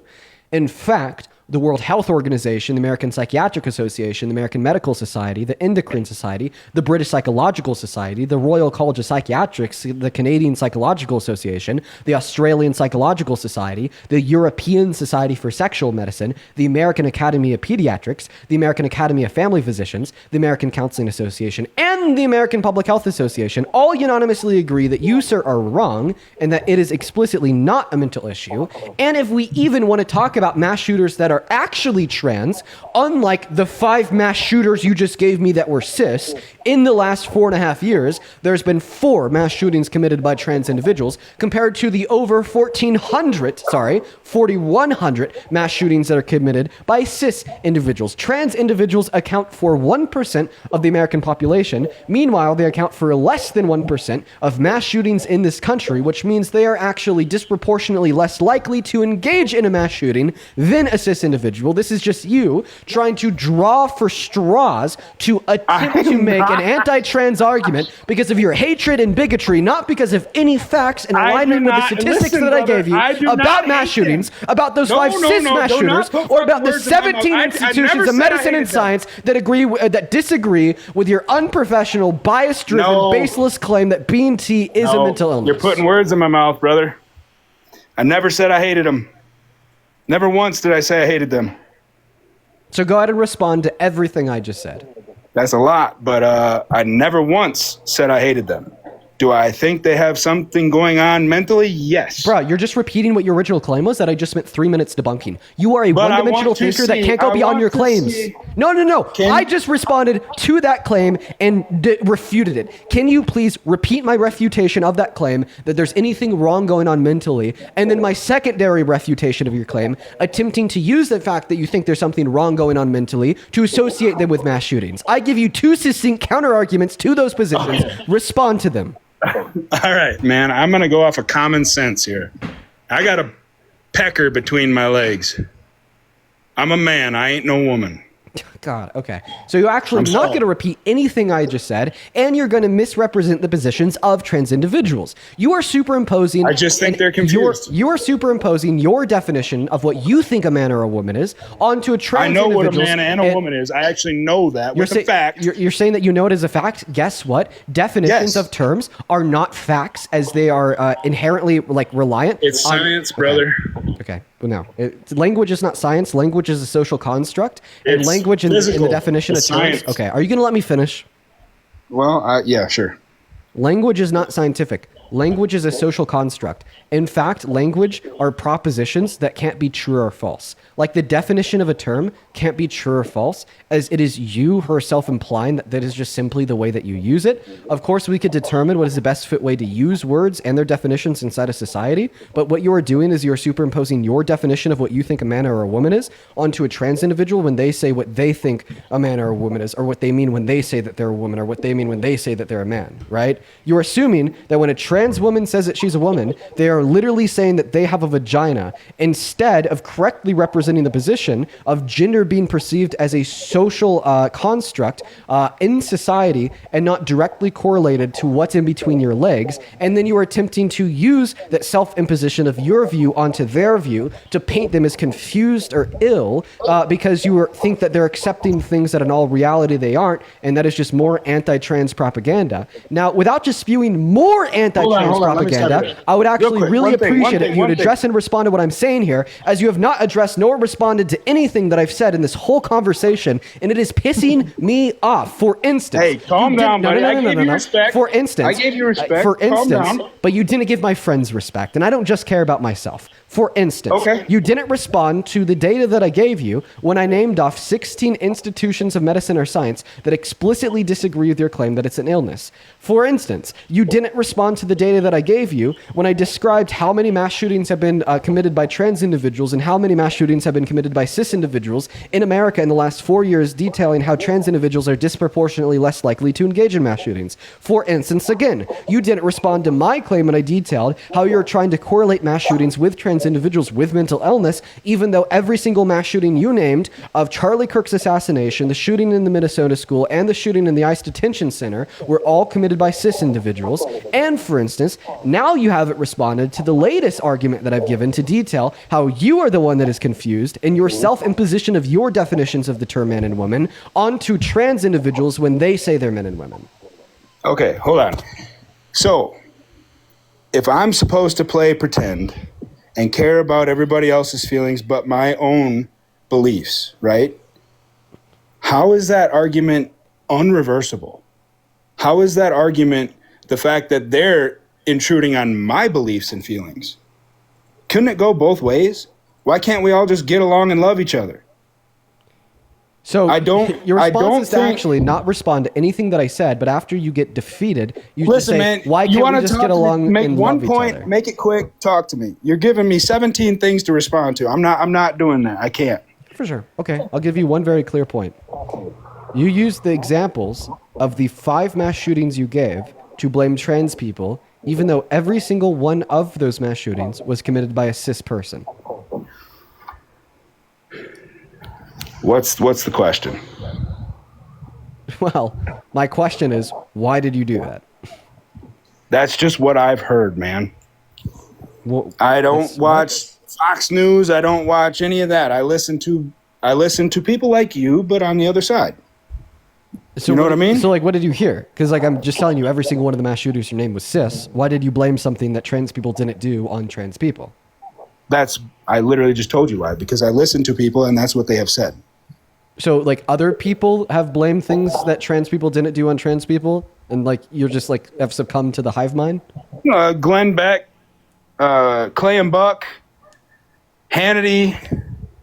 So a Fox News anchor blamed things that trans people He's not a didn't do on Fox trans News people. anchor anymore. Oh, he got fired. That's great. Yeah, he did. Awesome. I think for telling the truth. That's here or there. That's neither here or there. So it's your opinion, my opinion, whatever. I don't care. Other sheep blame things that trans people didn't do on trans people. So now you as a sheep are going to just join that hive mind and blame things that trans people didn't do on trans people. Don't you see how that's like reckless and wrong? Can we, okay, so I'm going to say yes. But let's go back to Charlie Kirk's assassination. I just want to talk to you about why you support Trump. You and everyone else today. Like, listen, you are so obsessed with like everything that's part but of this telling point. me That's why part you of this support Trump. point. It's part of this point. Yeah. Listen, dude, I'm having a hard day today, man. I need to like calm down and like find people that are just willing to have a good Listen, conversation. man, there was no Listen. riots when Charlie Kirk got shot. Listen, before you continue, let me go and thank a handful of people. Because I just need to calm down. Like, I don't know what's going on. Like, the Trump supporters today are just freaky, man. Let's see here. Let's see. Jamie, thank you for the $5 over on Venmo. I appreciate that. As well as Keely, thank you so much for the $10 over on Venmo. As well as I have heard of that proposal. It's absolutely terrible, Keely. And Kim, oh my God, Kim, thank you so much for the $100 donation over on Venmo. Let's get 1,000 Kim W's down below in that comment section. Thank you so much, Kim. Kim with a $100 donation literally just says donation. Thank you so much. That is so kind and generous of you. Thank you so much, Kim. Huge shout out to Kim down below. As well as Tanetta, thank you for the $30 over on Venmo, saying watch you daily with my daughter. Huge shout out to Tanetta and Tanetta's daughter down below in that chat. I really appreciate you for the love and the $30. As well as Robert with the $10. And Haley, thank you so much for the $18. Thank you, Haley and Robert. And then Nick, N-I-K, thank you for the $50 over on Venmo. I really appreciate you for the love, Nick. That is so fucking kind of you. Nick says, as a trans man, I genuinely appreciate you defending us with all your heart. Thank you, thank you, thank you. Listen, bro, it's like just common sense. Like, I wish that this wasn't something that was like special, rare, or explicitly kind to defend common sense. He's blaming things that trans people didn't do on trans people. Anybody with 3 brain cells and open eyes should be able to recognize that that's wrong, right? I would also like to very quickly thank Kristen with the $15 over on PayPal. Thank you for the love, Kristen. Then Sydney with the $10. Thank you so much, Sydney. And then Lewis, thank you so much for the $20 on PayPal, saying smartest motherfucker I know. Thank you, Lewis. Just some love to Lewis in that chat for the 20. As well as Catherine with the 20 saying love from Ireland and thank you for what you do. Thank you so much, Catherine. And then Loving Adventures with the 25 saying that this guy's projecting, but his search history is wild, probably. Sadie Rose with the $25 as well saying what you're doing is so important. Keep up the good work. Thank you so much, Sadie Rose. And then Sydney with the $10 and Alexandria with the 20. Thank you guys so much for the love. We are all caught up. If you would like to support me, you can find my Venmo and my PayPal in the link tree in my bio. I would also like to quickly thank some of the super chatters like Annie with a $50 super chat. Thank you so much, Annie. It is so good to see you. And then Annie with another $20. I should have read that earlier. That was a while ago. Nina with a 200 MX. Thank you so much, Nina. Then Kayla with a $20. Thank you so much. Nicole with a 10. CJ with a 10. CJ says, don't you do research? You listen to other uninformed people on the right, and then you use it as fact. Sounds about right for MAGA. Yup. And then Jack with the $20 saying, caller, I give you respect. Dean, you didn't give my friends respect bars. Dean, you were in this. Thank you for the $20, Jack. So some love to Jack. And then Scarlett with the $20 on Super Chat as well. You guys have literally been so fucking kind today. And then Annie with another $100 Super Chat, bro. What the fuck is going on today? Thank you, Annie. That is outrageous. Thank you for your generosity. Saying full moon is October 6th. I literally checked while watching Parker's stream. Yes, it's coming up. Maybe the full moon's already out for some people. Go ahead. Tell us why you support Trump. I think the last thing that you were talking about is no riots after Charlie Kirk's assassination, right? Yes, sir. Okay, well, today somebody was arrested for plotting an attack on a school in response to Charlie Kirk's assassination. Can you show me the facts? Or give me a website or something? Yeah, arrested for attack on Charlie Kirk. There we go. Let's see. Let me go ahead and get the data. Give me a second. Do be patient. Do be patient. Let's get the data. Everyone in the meantime, guys, make sure that we're double tapping away on that phone screen. We have serious news right now. A Texas man has been arrested for threatening to shoot individuals at an LGBTQ plus pride parade in Texas to avenge the death of Charlie Kirk, according to court documents. Okay, the Guardian, Texas man, LGBTQ plus parade, Texas Charlie Kirk. Was that today? Yep. So you could go on Google. You could find this by searching up the Guardian or the Independent. Texas man accused of threatening to shoot up Pride Parade to pay them back for taking out Charlie Kirk. There you go. Touche. Yep. Boop. Moving on to the next guest. Let's go and get that next guest loaded up into the live. Hop in that queue if you happen to be a American adult that supports Trump as president. Guys, today, these people are just crazy. I don't know what's in the air. Emma, thank you for the $20 super chat saying, now this is where I get pissed off. I'm a forensic psychologist and this guy just doesn't know what he's saying. MAGA doesn't care about mental health. They don't care about homelessness, addiction, or suicidality. They don't care about any of it, but they'll use them as virtue signals, especially in relation to homeless veterans, and it's fucking gross. What's going on, Team Trump, 45 through 47? Do you support Trump? As well as thank you for the $20. Okay, how old are you? 47. Cool. I'd also like to thank Lainey for the $10 over on Venmo. Thank you for the love, Lainey. And Jen with the $5 saying words matter. And Brianna with the $5 saying the whack jobs are coming out of the works today. Bro, so fucking real. As well as Anthony with the $5 over on PayPal as well. Thank you so much, Anthony. And Toby with the $6. Y'all are awesome. Show some love to all of our donors down below in the chat. And if you do want to support me yourself, you could find my Venmo and my PayPal in the link tree in my bio. I appreciate everyone so much for all the love today. Seriously, you guys have been so fucking kind. Go ahead and take it away, my friend. Why do you support Trump as president? Oh, I've been listening for a minute, and you were talking to the guy about Willie Brown and Kamala Harris on how he wasn't married still. I Google searched it, and it said that he was still married during 94 and 95 when he was dating Kamala Harris on the side. And you could Google search it just like I did. It was legally divorced. Google search it real quick, because you can't be spewing misinformation, clowning people when they're telling you the thing that's right.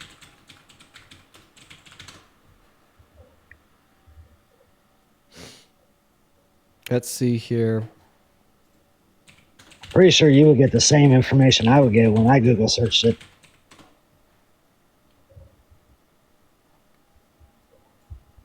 No, actually, what I just look at was affirmed. They were separated in 1981. So why did the Google search that I look up say that he was still married. Because I did say it backwards. It's not that they were legally divorced in 1981. It's that they were separated but legally married after that. So they were married, but they just didn't live together at the time. They were separated. So I technically said it kind of backwards, but the sentiment of my statement was still true, as they were separated. Well, being married is still technically married, and that means she was fooling around with a married man, correct? Well, cheating is only wrong because it's unconsensual, right? But like obviously, if they're separated, it's going to be like consensual for them to be getting with other people. Well, people still move out and they're still married because they're working on things, and then they sometimes get back together. Okay, they didn't. Well, obviously. But they were still, the point of the matter is... It doesn't matter if they were still legally married as long as it was like consensual and that there wasn't like a boundary set of exclusivity, which obviously it wasn't because they were separated. A court document doesn't make cheating wrong. Breaking boundaries makes cheating wrong. Okay, so you don't think that was breaking boundaries with Willie Brown, with his wife? Yeah, no, I don't. Obviously, they no longer had boundaries of exclusivity if they were separated. Okay. I was just curious if you heard also about what Jerome Powell said about the tariffs not affecting the consumer as much as everybody's been saying it was, and they actually did really well. Sure, I'd have to take a look. But why do you support Trump? Because he wants to put America first. Name one thing that he's done in the last 8 months to put this country first. I think he's actually done a lot. Okay, so what is one way he has benefited the average American? So you said one thing. Yep. I just mentioned the tariffs. And how have the tariffs benefited the average American? I see prices coming down everywhere. You're saying that tariffs are driving prices down? How do tariffs drive prices down? And also, by the way, no, that's not true. Inflation is up. You could go on Google. You could type in BLS grocery prices, for instance. The price of every single good sold in the grocery store outside of iceberg lettuce and lemons is more expensive today than it was in January. That's not true. Yeah, it is. Like I said, go to Google, type in BLS. Listen. Type in BLS average retail food and energy prices. You can type in what you want, but do you know how much I was paying for eggs in January in California? Yeah, you were actually paying less than you would now on average countrywide. It includes eggs. Do you live in California, Dean? No. Okay, so Parker does. And Parker would yeah. According to the Bureau of Labor Statistics, the average price of eggs in January was $3.02. Meanwhile, today, okay, but the average is completely different to what you pay per state. Okay, well then you're just saying that it's going to be like local policy that's impacted that instead of the Trump administration, so you can't blame like Trump. So you think, okay. Boom. So you think the local policy is what brought down the price of eggs in California? Yeah, probably just something to do with your local economy. That's hilarious. What did Donald Trump do to reduce the price of California eggs? Google search what he did with Turkey, giving us a bunch of eggs to help recoup the problem when we had bird flu. Wait, so were those eggs only disseminated in California? No, they were distributed all around. Okay, so there was countrywide, and if you're talking about an issue that is countrywide, then we're going to be looking at the macro statistics supplied to us by the Bureau of Labor Statistics, which says that eggs are more expensive today than they were in January. Get cooked. Okay, but why was I paying? You're arguing. You're not arguing with me here. You're $8 in January, and I'm paying $3. Why was I paying $8 in January, and I'm paying $3 right now? I don't believe that you're paying $3 for eggs. Listening dozen eggs. I am. Winco. $3.12 for jumbo. I don't know. Why are you asking me these things? Because if you're saying it was the same, if I was paying the same price in January when it was $8 then and it's $3 now, that's a big difference. I don't understand why I should be concerned with how much you're paying at your local grocery store when countrywide eggs are more expensive today than they were like way back when. No, they're during the bird flu. Wait. So how does that make sense? Wait. So how does that make sense? So you just said what I said was wrong? The bird flu was going on and the eggs were more expensive now than they were then?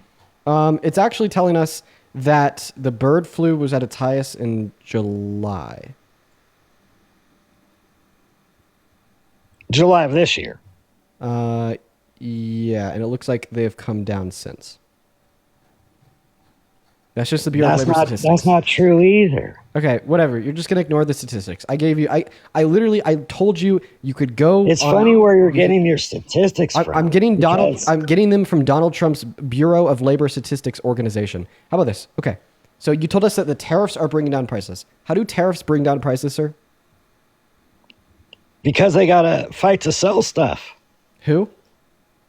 All these different countries. Why are TVs 85-inch TVs $600? Wait, you're saying that tariffs have made things less expensive by making companies that make goods outside of America sell them for lower prices to America?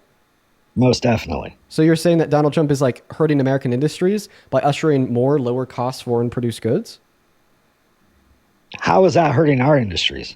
I mean, isn't that the argument of tariffs? That our industries are hurt by goods produced in other countries. Therefore, we need to implement tariffs on goods produced in other countries to like reduce the amount of those goods that are imported. But obviously, you're arguing that it has made the price of goods produced in other countries lower. Obviously, meaning that they're going to be at a higher demand compared to American produced goods in this country, meaning there'd be more consumer reliance on goods produced by non-American companies.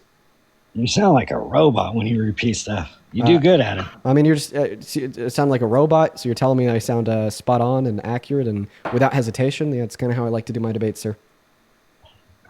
Okay, so what I'm trying to say is when he puts tariffs on other countries, because you should Google search Nancy Pelosi being upset that jobs were lost in '94 to Why would I care China about what Nancy Pelosi has to say? She's a Democrat. I think that Nancy Pelosi needs to step down. Oh, really? Yeah, I'm really hoping that the younger, more progressive candidate wins re-election in her district. She's literally won like 20 times. She needs to get the hell out. So that's one thing we can agree on. Right, but like hopefully we can also agree that you have absolutely no argument for the notion that tariffs are driving down the price of goods produced in other countries. And if they are driving down the price of goods produced in other countries, then that's actually antithetical to the goal of tariffs. Like, what do you think the goal of tariffs is? Real quick, that's not every item. Okay, when you say goods and produce, you just act like it's every item. Wait, when did this just combat your own argument? Because now you're just saying that tariffs haven't actually reduced the price of too many goods? Okay, but you're saying everything. So I'm trying to make a statement back, and then you keep cutting me off with a rebuttal. I think that you're just confused. No, it's before I even say anything. Okay, feel free to say something. So, here soon, I'm going to take the reins and I'm going to try to make an argument of my own. The steel workers backed Trump because steel was being manufactured in other countries, and a lot of these states depended on steel work, okay? But when their plants get closed down and go to China, it makes U.S. citizens lose their jobs. So tariffs will make those jobs come back on certain... Okay, that's why he charged tariffs more on certain countries. Right, I disagree. Because those items... In order for a tariff to like drive companies to invest and build in America, they have to be long-term. But none of Donald Trump's tariffs have been long-term. You'll like introduce them one day, repeal them the next, and he's like been flip-flopping all over the place. And this means that like companies that are producing outside of America just have like no confidence in investing millions or even in some circumstances billions of dollars and spending 3 to 6 years building manufacturing plants in America. And this is actually one of the many reasons why for the first time in the last handful of years, we are now finally seeing investment into American industry stagnate and go down after years of going up and up and up. Literally every financial quarter. Dean, when did the U.S. make it legal for U.S. businesses to start producing goods in other countries and manufacturing in other countries? Can you Google it, search that real quick, because that will help you out a lot. I'm actually not, because you just ignored. No, it will help you out a lot. No, I'm actually not going to do that because you just ignored my last argument. Started losing all their businesses and all their jobs. I'm like actually being driven insane today. Like, dude, can you just like be normal and respond to the argument? Like, that's what a debate is supposed to be. But you and every other guest that we've had up here all day long have done nothing but yap and ignore me. I literally feel like I'm going insane. You and every person I've spoken to today has done nothing but ignore me. I'm not ignoring you. Yes, you are. You very explicitly ignored the argument that I gave you that proves that Donald Trump's tariffs so far have not driven any companies to move into America and manufacture their goods, and if anything, on the macro scale, reduced the confidence in foreign companies into investing in America. Apple already created one plant. No, they didn't. You're talking about they did. You're talking about their screen production plants in Kentucky that they've had for the last 20 years. No, there was one recently they created 10,000 jobs. maybe in the last couple of years, but it was placed in the United States. In the last couple of years, didn't Donald Trump only impose a tariff in July? Are you $4 billion companies? Do you think they should be allowed to go to other countries, manufacture everything for dirt cheap and sell to us for skyrocket? Or do you think they should You're ignoring my argument. You are asking me questions. A question is not a response to an argument, old man. Okay? I don't know how many ways I could say this. The fact of the matter is, I gave you a coherent position, and you are not responding to the position. Instead, you're asking me new questions, like, do I support billion-dollar companies?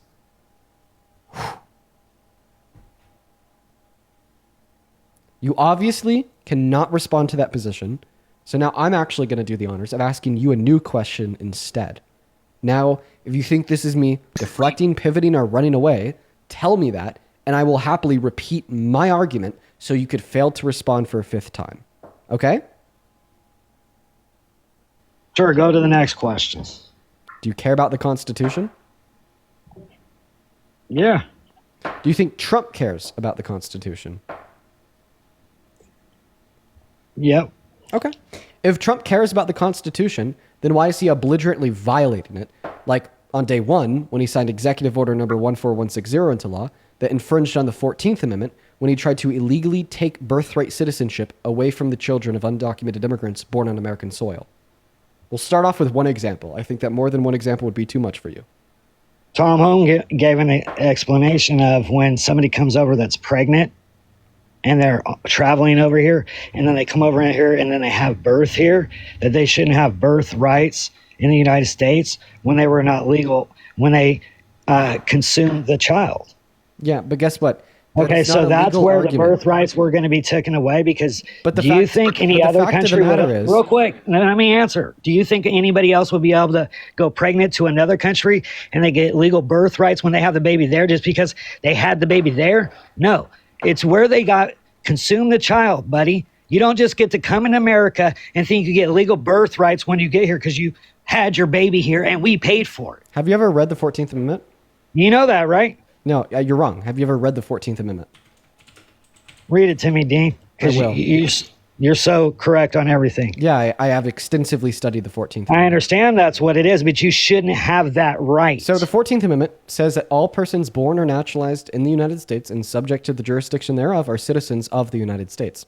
So you're telling me that no, this isn't a right for those that are born in the country, but rather this right is given to the child based upon the way they were consumed. I think you meant to say conceived, but that's not true, and I proved that that's wrong by literally just reading off the 14th Amendment to you. Okay, so you think anybody and their mama should be able to just get pregnant wherever they're at and just come here and get birthright citizenship to their kid? That's what the Constitution says.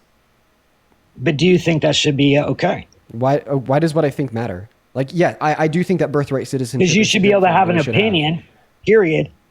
Wait, but the only opinion that matters on if Donald Trump's executive order was unconstitutional is like the legal precedent, and the legal precedent says it is. Like, can we agree that his executive order, when he attempted to take birthright citizenship away from the children of undocumented immigrants born on American soil, was strictly and expressly unconstitutional? It might have been. Okay, so but do you support him doing that? Like I said, I don't support women from 100 countries getting pregnant where they're at and coming to the United States and think that they're going to get birthright citizens because they have their child in America. So then you're telling me that you're okay with him playing an authoritarian and violating the Constitution because you don't like that part of the Constitution? I don't agree with it. There's probably plenty of parts of the Constitution. And guess what? All of a sudden you've opened the door towards us having a socialist, leftist president that plays authoritarian and belligerently infringes on the Constitution to like ban the Second Amendment. And you'd have to accept that logic in virtue of the fact that they didn't like it. Therefore, in their mind, they have the right to illegally infringe upon it. Right? The same way you are now justifying what Donald Trump is doing today. Tom Homan said the same thing, and he worked for 6 presidents. But you think he was bad once he started working for Donald Trump. So now you're telling us that Donald Trump isn't the only fascist and authoritarian in his administration. You know, there's other things that he's done that has infringed on the Constitution, too. Let's see if you defend all of them. 3 days ago, he said it's illegal to criticize him in the media. How do you feel about that? That is a blatant infringement and threat to the First Amendment and freedom of speech, right? I didn't hear him say that. Really? Do you want to hear him say that?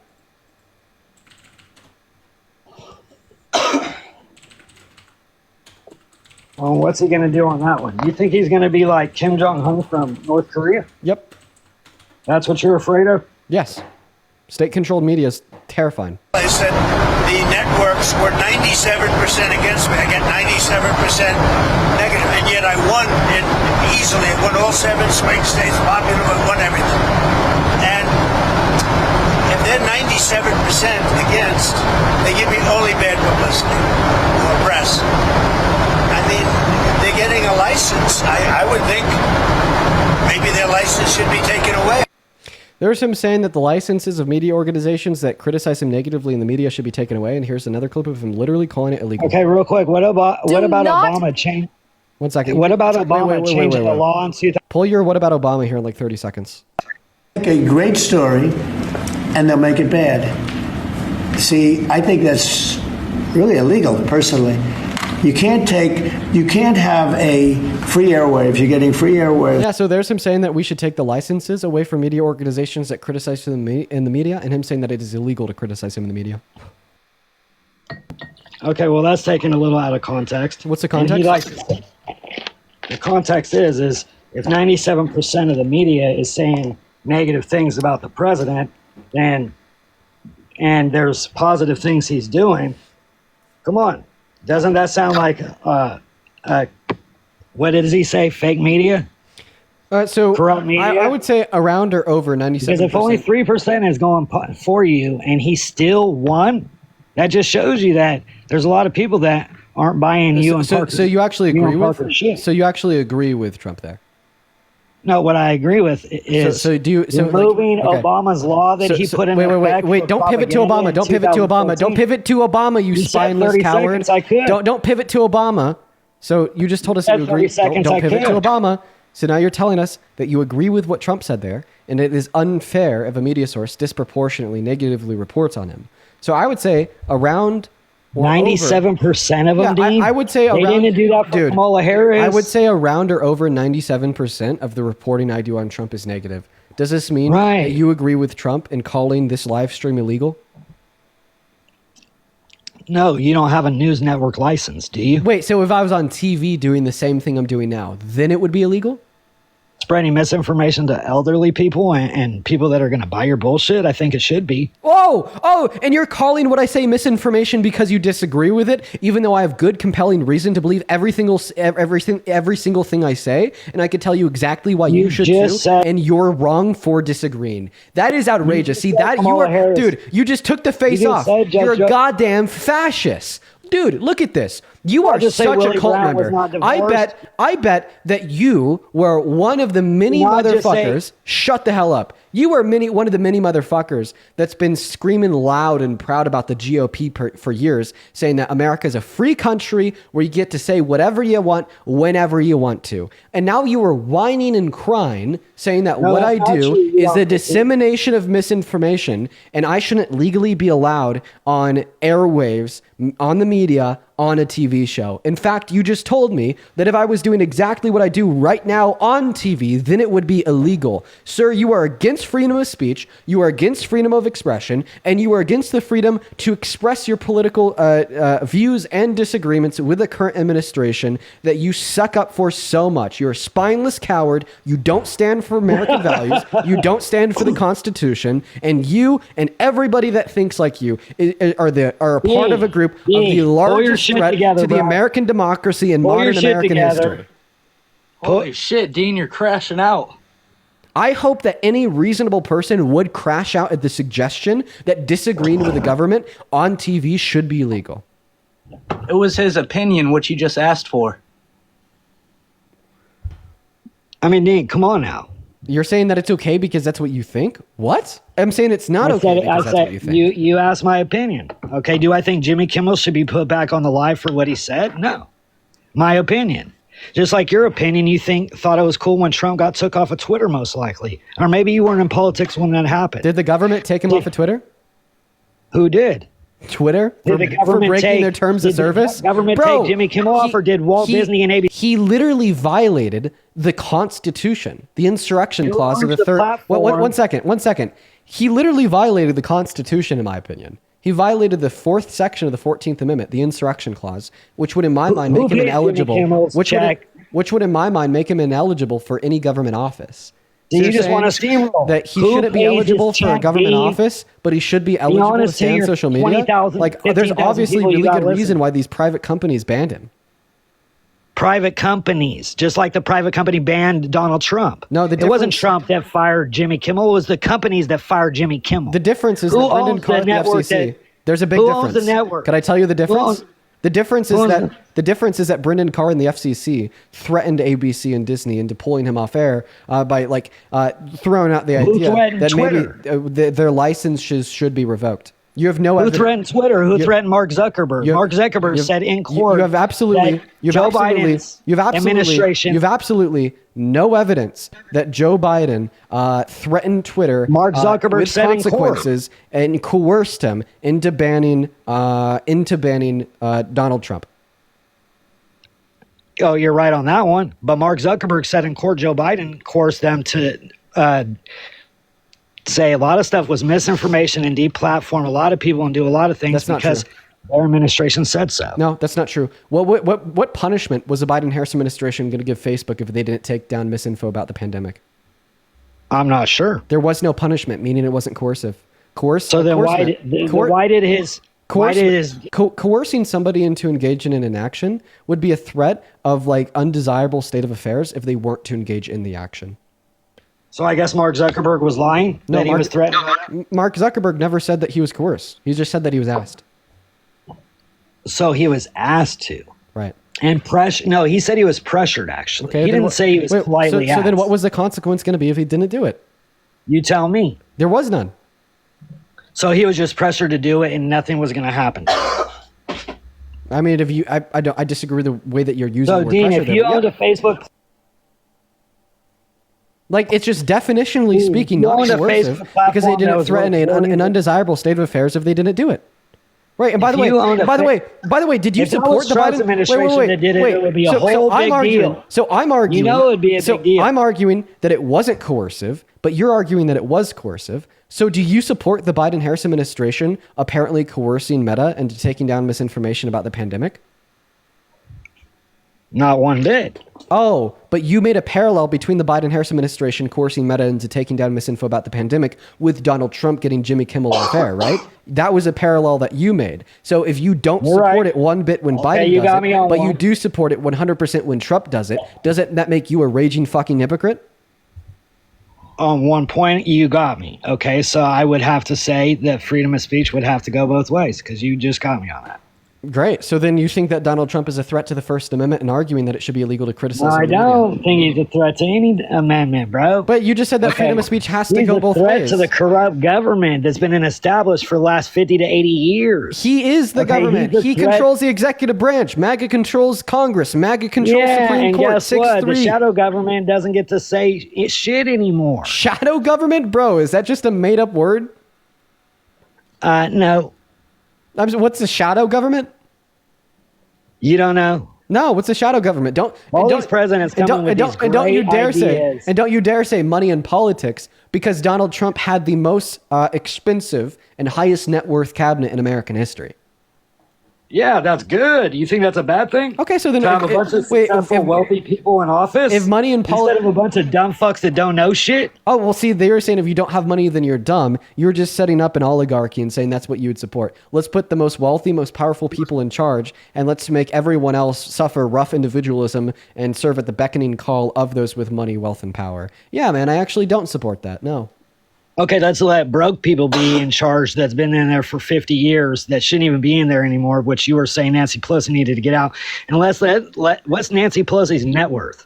These people start out broke and end up rich and don't do shit for the common person. But you're worried about wealthy people. Kind of like Donald Trump 4xing his net worth by scamming his followers with a meme coin. Is that what you're talking about?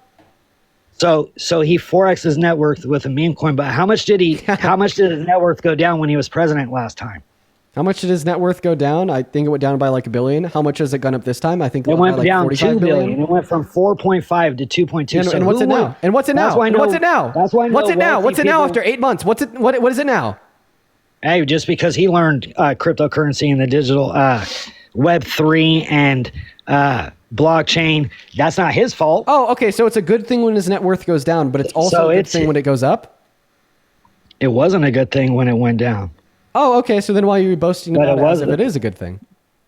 I was not. I was boasting about it that somebody that was wealthy that took the consequences of trying to make America great again lost $2 billion trying to do it. Wait, was why he do you trying to, think that would happen? I have a question. Was he trying to make America great again in his first term when he tried to steal the election from Biden?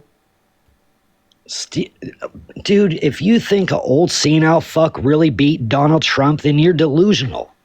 So now you're saying that he was justified in trying to steal it from Biden. That's why because Biden stole from him, sir. We won 7 swing. dude, and then you call Biden an old senile fuck. Hey, I have a question. Got bigger and bigger. What's worse, being a quote unquote old senile fuck or a fucking predator that is boasted about perving on the naked bodies of little girls and grown adult women? Dave, Dean, you guys are so washed on that one. Real? It was like the only couple that you got left to go to. And you guys repeat it over and over and over. Dude, I've been talking to you for the. You are literally just reading off note cards. Have I talked about this to you at all in the last 50 minutes? No, but you've said that to multiple people. Oh, and yeah. That's your pitch line on every person you talk to. Maybe because I think it's fucking crazy that our president has admitted to sexually exploiting little girls and naked women. And the fact that you are attempting to say that I'm the bad person for talking about it compared to Donald Trump was a bad person for doing it is insane.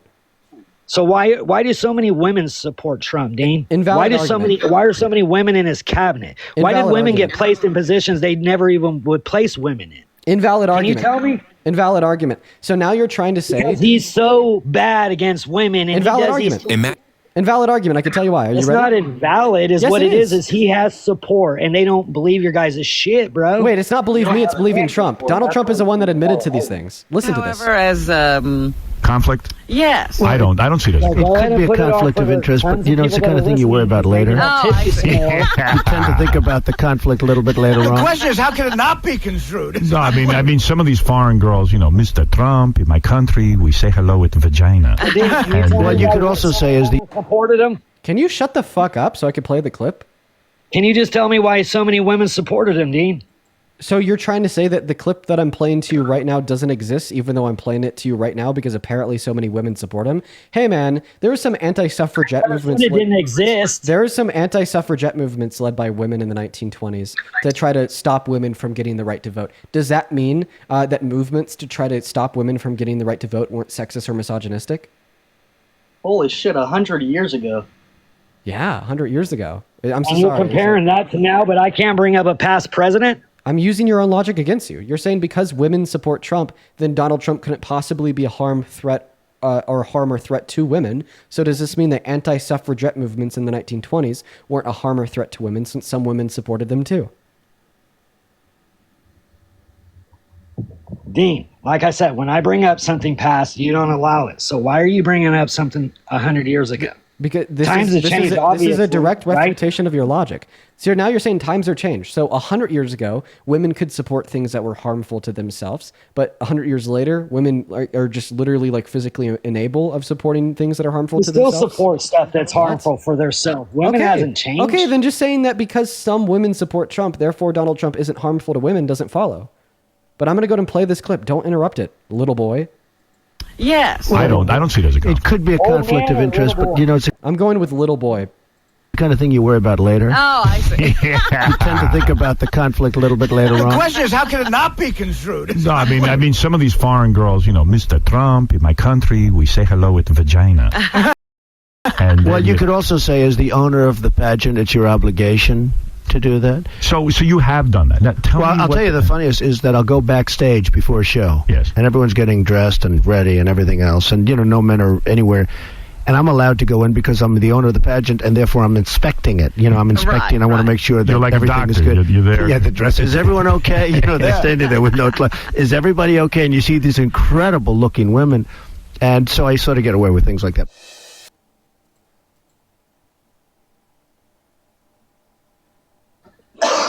So yeah, I mean, I think that's a little weird. He has said some weird comments, but obviously he still has won the popular vote. Besides those weird comments, Now, can I ask you one quick question before we get off? Dean, when everybody wants the Epstein list released. So, no. So you're saying that you don't care Donald Trump sexually exploited teen girls and naked women because... I'm not saying I don't care. I just said I didn't agree with that statement. I don't agree with a few of the things that he's... Why is sexual exploitation of teens and women not a red line? Because there's plenty of red lines on the other side, too. Now, I just wanted to ask you a question that related to the Epstein. I want you to expand. You guys think Trump is on the squirming. Epstein, right? Stop squirming. I'm not squirming. You are squirming.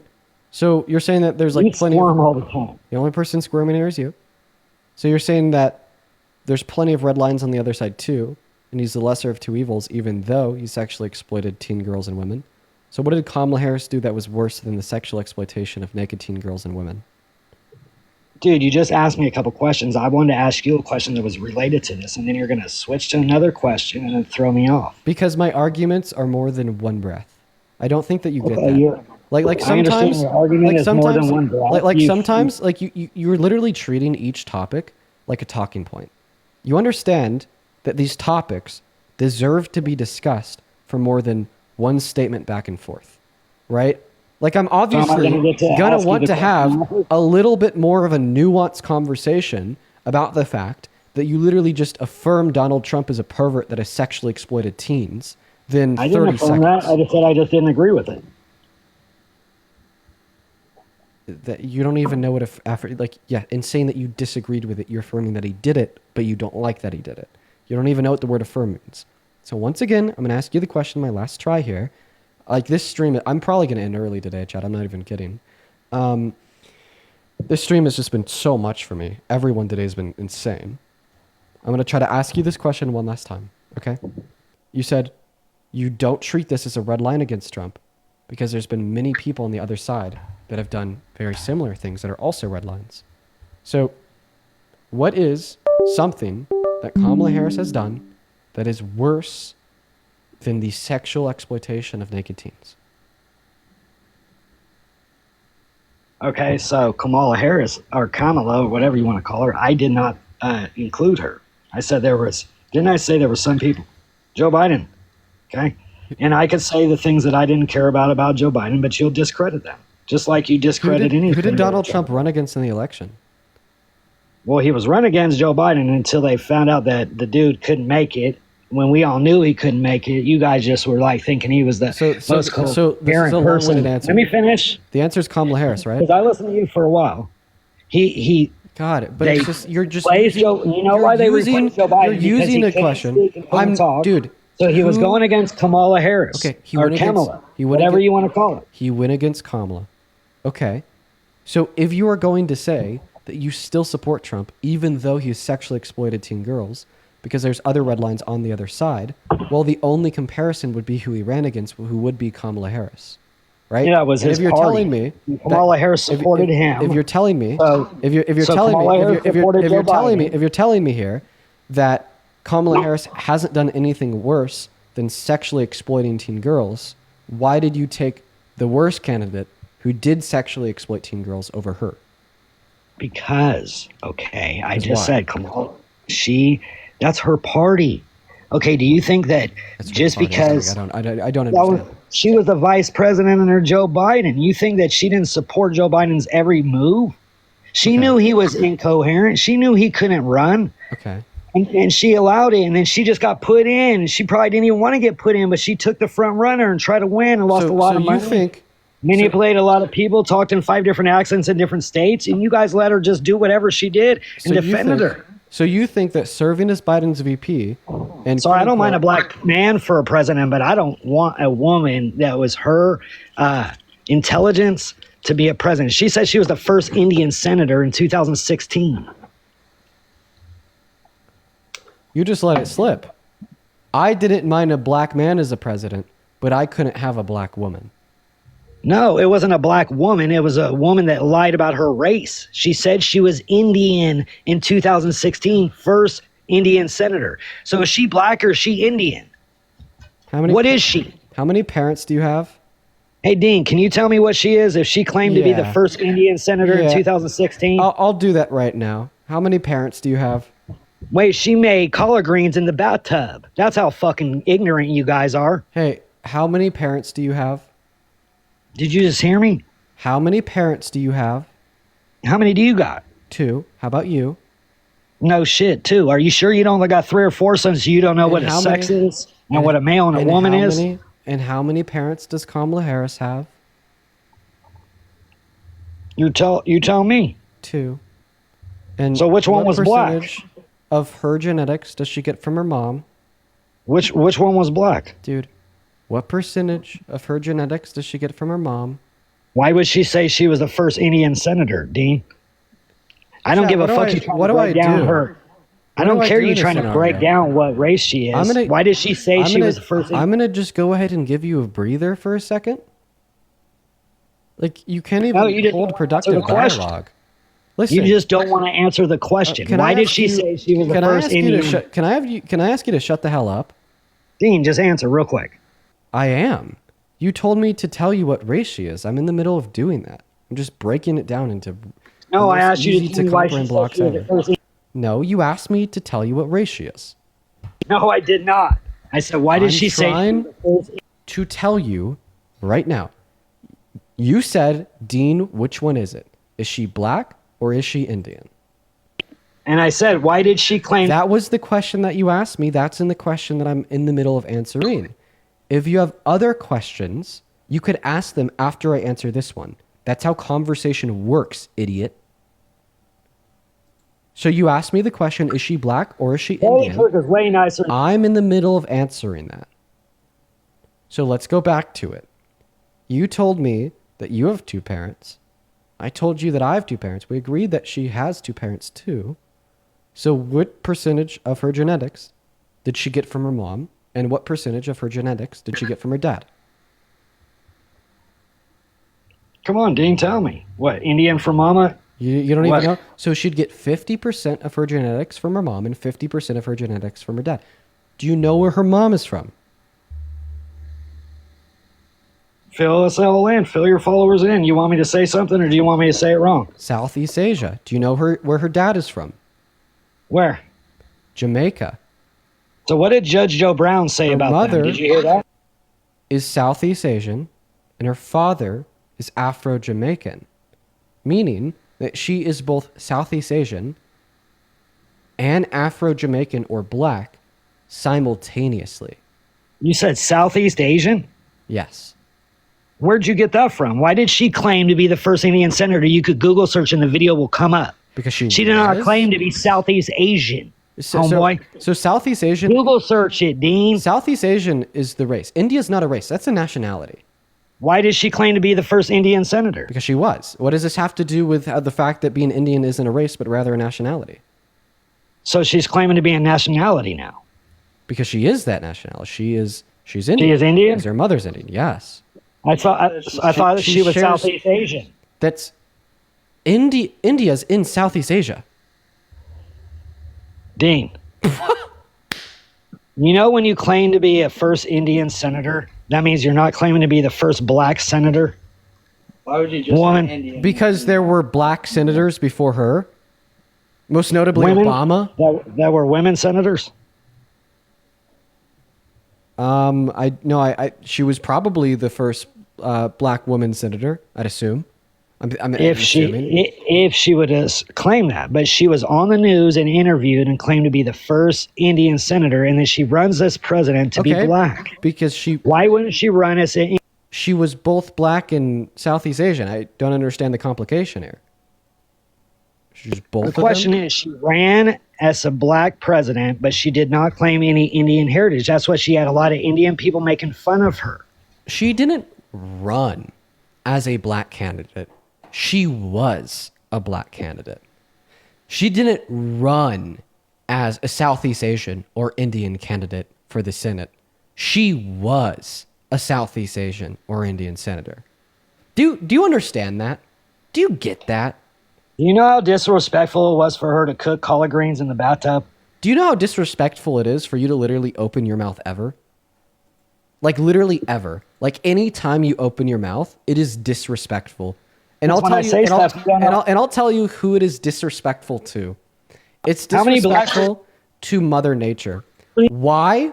Because every single time you open your mouth to inhale oxygen and exhale CO2, you are wasting said inhalation and exhalation on baseless, useless, false, hateful bullshit. We have a problem with carbon emissions in this world, sir. And you are single-handedly perpetuating that issue every single day with the most useless carbon emissions possible in human history by wasting them on the words you say. Now I have one final question. Your narrations are so fucking, like I said, they're so flamboyant. They're so unmute your mic. Flamboyant. When you thank people for your money, you get so flamboyant, dude. Hey, I think you might be in the closet. Hey, I have a question. Can you spell flamboyant?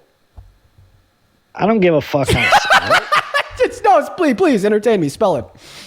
How about you spell it? No, I asked you. I want you to spell it. How about you spell it? No, I want you to. I was the one that asked you. So I have to know how to spell every word I say. I'm just curious. Can you? Just because you get flamboyant every time you thank somebody for money they send you? Well, I'm just asking you to spell it. It's like you're an actor. You play a role. You go up and you're a completely weirdo, and then when you get off live, you're the real Dean. You know what? I actually haven't thanked anyone for their donations today, and I'm about to be insufferable as fuck to you. Amy! Thank you for the $25 donation over on VENMO. Thank you so much for the love, Amy. Show some love to Amy down below in that chat, folks. Amy with the $25 says self-care for you later. Thank you for educating us all. Show some love to Amy. Anna, A-N-N-A. Let's get 10 big booms for Anna down below in that chat for the $10. Thank you, Anna. Amanda with the $15. Thank you so much, Amanda. Sammy with a 10. Vanessa with a 10. Beth with a 10. Thank you. As well, Serenity. Thank you so much for the $20 over on Venmo. Thank you so much for the love, Serenity. Serenity with the 20 says, I feel like I need to go outside and touch some grass. Me too. And then Alexis, thank you so much for the $5. Thank you for the $5 over on Venmo. Thank you, Alexis. I want to see about 1 billion big booms for Alexis down below in that chat. I really appreciate you so much for all that love. If you want to support me, you can find my Venmo and PayPal in the link tree in my bio. Robert, thank you so much for the $44 over on PayPal. Thank you so much for the love, Robert. Show some thank you for the donation, Robert. Show some love to Robert down below in that chat. Thank you so much. Robert says, dear God, these Trump supporters are the spawn of devil. Thank you so much for the $44, Robert. Show some love to Robert. As well as Nicholas. Thank you so much for the $20 on PayPal. Let's get 200 big booms for Nicholas. Saying contributing to a patient spin refill. I think you may need to meet you after this guest. Thank you so much for the love. Because I said boom. You can do it in a manly way. Because I said boom. I said boom and he said you're acting more manly. You can do it in a manly way. You can't make this shit up. Owen, thank you so much for the $20. That's actually really fucking funny. Owen, dude, that one's gonna make that would crack up. There you go. Stop acting feminine while you do it. Just act like a man. I'm gonna need a second after that one. I said the word boom and he said now you're acting. No, you said a little bit more than that. And your voice got a little deeper. Your voice wasn't so high-pitched. That is so funny. And I think it's funny that you're now determining what a man or woman is based upon their pitch of voice after you've probably spent the last 5 years of your life arguing that manness and womanness fall down to nothing apart from what's in between your legs. Anyways, I do want to go ahead and continue to thank people. Owen, thank you so much for the $50 over on PayPal. I really appreciate you for that love. Seriously, let's get 500 Owen W's. Owen says there was quote unquote no rights after Kirk's death. They're going to jump a child after praying for Kirk. Yup. As well as Kristen, thank you so much for the $15 over on PayPal. I appreciate you for that love, Kristen. Ashton with the $10 and Venmo saying thank you for schooling this racist old man. Kate with the $10 saying more flamboyance, please. Oh, I'm so flamboyant. Flamboyant. Kinsey with the $10 saying, I love the flamboyancy. Let's go, Kinsey. Thank you for the $10. Wait, I bet if I do it this way, he'll say it's the most manly way to thank donors ever. Elizabeth, thank you for the $10 on Venmo, saying being called flamboyant should be considered a compliment. Quite frankly, Elizabeth, your audience thank because you you know for the exactly what to love. say. Nina with the More money. $15 donation Psychology 101 says that right because here. these clowns don't know India's in Southeast Asia. Thank you so much for the love, Nina. As well as, oh my God, Peter! Yo! Peter, thank you so much for the $100 donation over on Venmo, saying my favorite flamboyant MAGA cultist destroyer. Peter, you're the fucking man. Thank you so much for the $100 donation. Can you please show some love to Peter? Can you say W Peter for the $100 donation? Hell yeah, Peter. Thanks, Peter. Say it again. No, that sounded weird. No, do it. Say thank you, Peter. Why is your voice so deep? Ashton, thank you for the $10 as well. Roberto with the $15. Thank you so much for the love, Roberto. I really appreciate you for the love. I'd also like to thank Melissa for the $10 on Super Chat. Samurai with the $10 as well. Thank you so much for the love. Why are you talking about my nuts, bro? Kind of weird. Coral, thank you so much for the $20 Super Chat over on Super Chat. I appreciate you for that love, Coral. Can you say thank you to Coral for the $20 Super Chat? Can you say thank you to Coral? So, Dean, can I ask you about the Epstein Can you thing say real quick? Can you say thank you to Coral for donating me $20? No, thank you. I was joking when I said Peter. I think that you should ask you about the Epstein thing because you guys want the Epstein list. No, now, right? I'm not done. I'm not quite done grifting yet. Gary, thank you so much for the $30 donation over on PayPal. Seriously, Gary, thank you so much. That is so fucking kind of you. As well as Natalie, thank you for the $50 donation on PayPal. Holy fuck, Natalie. Natalie says, I love how flamboyant you are. Thank you for the love, Natalie. Wait, what did you just say? That is so fucking kind of you. Well, it was kind of her. She donated, Gary donated $30. That was really fucking kind of Gary, was it not? You just say it sounded like a man, bro. It sounded like a man. You don't got to say it sounded like this with this high-pitched ass voice. So thank you so much. I have a question. Thank you so much for all these gifts and everybody. Oh my gosh. I have a question. Do you think that the 3 packs a day for the last 35 years has made you sound like a man? 3 packs a day. You got it wrong. Sorry, 2.5. Bernard, thank you for the $20 super chat. Thank you so much for the love, Bernard, saying that he left the CO2 analogy. I appreciate you for the love. As well, it's an anxiety binge. Shut the hell up. Heidi with the $20 on PayPal saying thank you for dealing with that uneducated Trump supporter. I appreciate you for that love. Heidi, seriously, thank you so much. I really appreciate you so much for the love. As well as Brooke with the $10 saying more flamboyancy. Go King. Millie with the $20 says shut this fucker up. I appreciate you for the love, Millie. Then Crystal and Liliana with the 5. Thank you so much. And then Sydney with the $10. Anxiety pen? Is that an inhaler? Saying tell Trailer Park MAGA Taco Tits that your flamboyancy, it cut off. Your flamboyancy supreme, and he sounds like he does something really bad. Brooke, thank you so much for the 10. Then Jen with the 7 as well. Okay, I appreciate you guys all so much for the love. One more here. Danielle with the $25 saying jazz hand and flamboyance beats being a racist old fuck. You kind of got a point. Thank you for the love, Danielle with the $20. Anyways, quite frankly, where were we at? I think that you were calling me a grifter, and then people donated like a lot of money, and I had to thank them all. Oh, I didn't call him a grifter. No, you called me a grifter. I didn't call you a grifter. Oh, You're the one that brought that up. Yeah, like I said, it's like psychology 101. You know how exactly what to do, when to do it, what to say to get your fans to start donating. The galaxy. No, I think that it's you okay. do. You do a great job. No, I think that, like, unironically, you do. Or you pull out what Trump supporters say, and then you turn it around, and then you turn it into a money glitch. This is your fault. You're the one that brought up my donations, and that is what caused people to donate to me. No. Yes. Anyway, what did I was trying to ask you a question about Epstein, but you turned it into some other shit. Spell Epstein. Now, like I said. Spell Epstein. D. This is not a spelling bee. Is it? For the galaxy. Yo, Cadio, thank you for the level ship. I appreciate because you don't want to answer the question. So the quick question was, no, man, I'm just clowning on you. I'm literally just, I'm just stunning. I'm just stunning right now because I'm just clowning on you. Get that out of here. We're gonna move on to the next guest. Here we go. Let's go to get that next guest loaded up into the box. Dude, guys, I don't know. I feel like I'm losing the plot. I feel like I'm losing the plot if I'm going to be honest, which I am. I feel like I'm losing the goddamn plot today. Let's go ahead and move on to the next guest. Hop in the queue if you support Trump as president. It's just like, this has got to be the craziest 4-hour stream ever.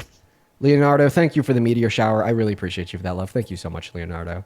And Vincent with the meteor shower as well. Thank you so much. What's up? Do you support Trump? No, I just want to say I support what you do. You know what? Elijah, thank you.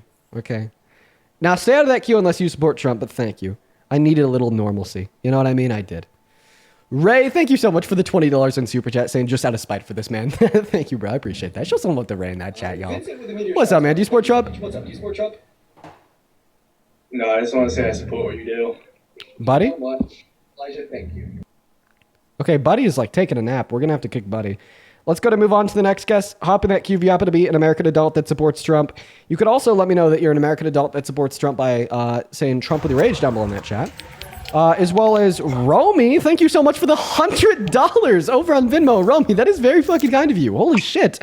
Thank you so much for the love. Romy with 100 big ones. Thank you so much for your generosity. Says, keep forcing me to support the most educated show I've ever seen. Romy, I really hope that you're doing all right. I really appreciate you for the love. You've been hanging out with us for quite a while now. And I hope all is well. Show some love to Romy. That is ROMI down below in that chat, folks. Thank you for the $100. What is up? Do you support Trump? Yes, sir. Are you driving? No, I'm not. I'm just sitting in my car with my friend. No worries. How old are you? 18. What year were you born in? 2007. Awesome. Shauna and Caleb, I appreciate you both for the $5 on Venmo. Thank you both so much. Go ahead and tell us, why do you support Trump as president? I would support Trump. I really would agree with you. I don't really support him as a person. I don't think he's the best. I don't think he's the best person out there, but I would support him and the Republicans Party kind of view on certain things like abortion, specifically like some stuff with the economy, NATO stuff, just some general stuff, I would say. Okay. Well, let's start with the first thing that you brought up about abortion. So you support you support abortion being legislated on at the state level, or do you just think it should be banned? What is your view? I'd say state. Okay. All right. So why is that?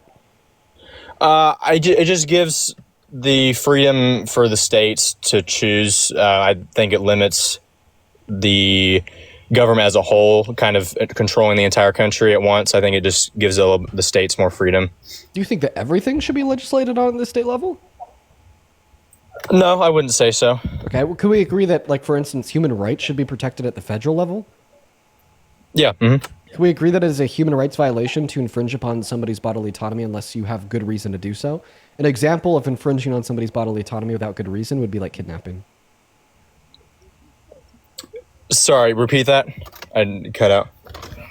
That it is a human rights violation to infringe on somebody's bodily autonomy without good reason. Yeah, it's a infringement of human rights, yeah. Okay.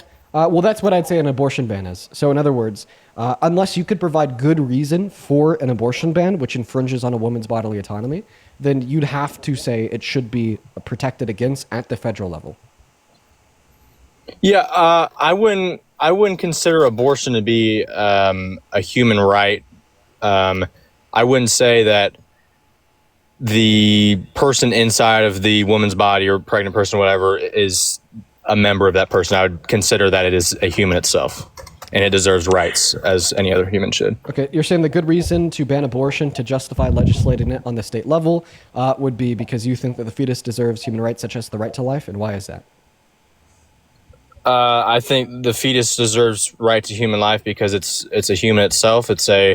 Although it's not out of the womb, it's in my personal opinion, it's a human created in the image of God, and I think it should have a human right as well as any other human. Okay, well, first issue, I don't think that you give all humans the right to life. Like, for instance, can we agree that it's not murder to pull the plug on a brain dead patient? Sorry, repeat that again. Can we agree that it's not murder to pull the plug on a brain dead patient? It is. Should that be illegal? No, I wouldn't.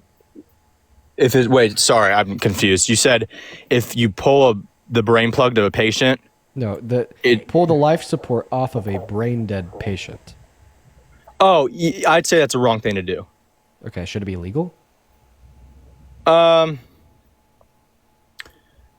don't know. That's a hard thing to say. I mean, that's the thing with my personal view would be like, yeah, it should be illegal, but that's not a reality that we live in. Like if I'm gonna if I'm going to not support the government having too much control, I can't be, two-sided and say the government should completely ban this, even though I think it's wrong. So I'd say it's wrong, but that doesn't mean the government should like fully make it illegal, if that makes sense. Okay, point number one, it's like really weird and strange to think that it's wrong to pull the plug on brain dead patients. Point number two, seemingly you're saying that it's wrong to you, but you think that other individuals should be able to make that decision for themselves. Isn't this what the pro-choice view is, meaning that you'd actually endorse women having legal access to abortion? I don't believe women should have access to abortion. Okay, but I thought you just got done giving us like a monologue about how you think that like killing a brain dead patient, for instance, is wrong to you, but you don't think that you should be able to impose that view legally on others. So why don't you hold the same perspective as it would relate to? Yeah. Okay. Sorry. I see what I understand what you mean. Sorry. That's why I think it should be left up to the states. I don't think the government should. It shouldn't be a federal thing, because if I did believe that, then I'd say it should be banned regardless. But I would say it goes to the states. So you think that murder should be legislated on at the state level?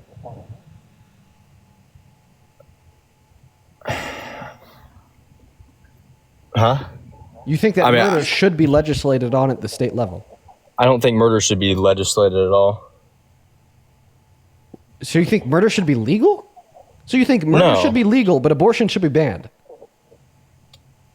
I think abortion is murder. I don't think abortion or murder should be legal at all. No. Okay, so you think that abortion should be like illegal on the federal level, not at the state level. So the first argument you gave about wanting to give more power back to the states was like a virtue signal.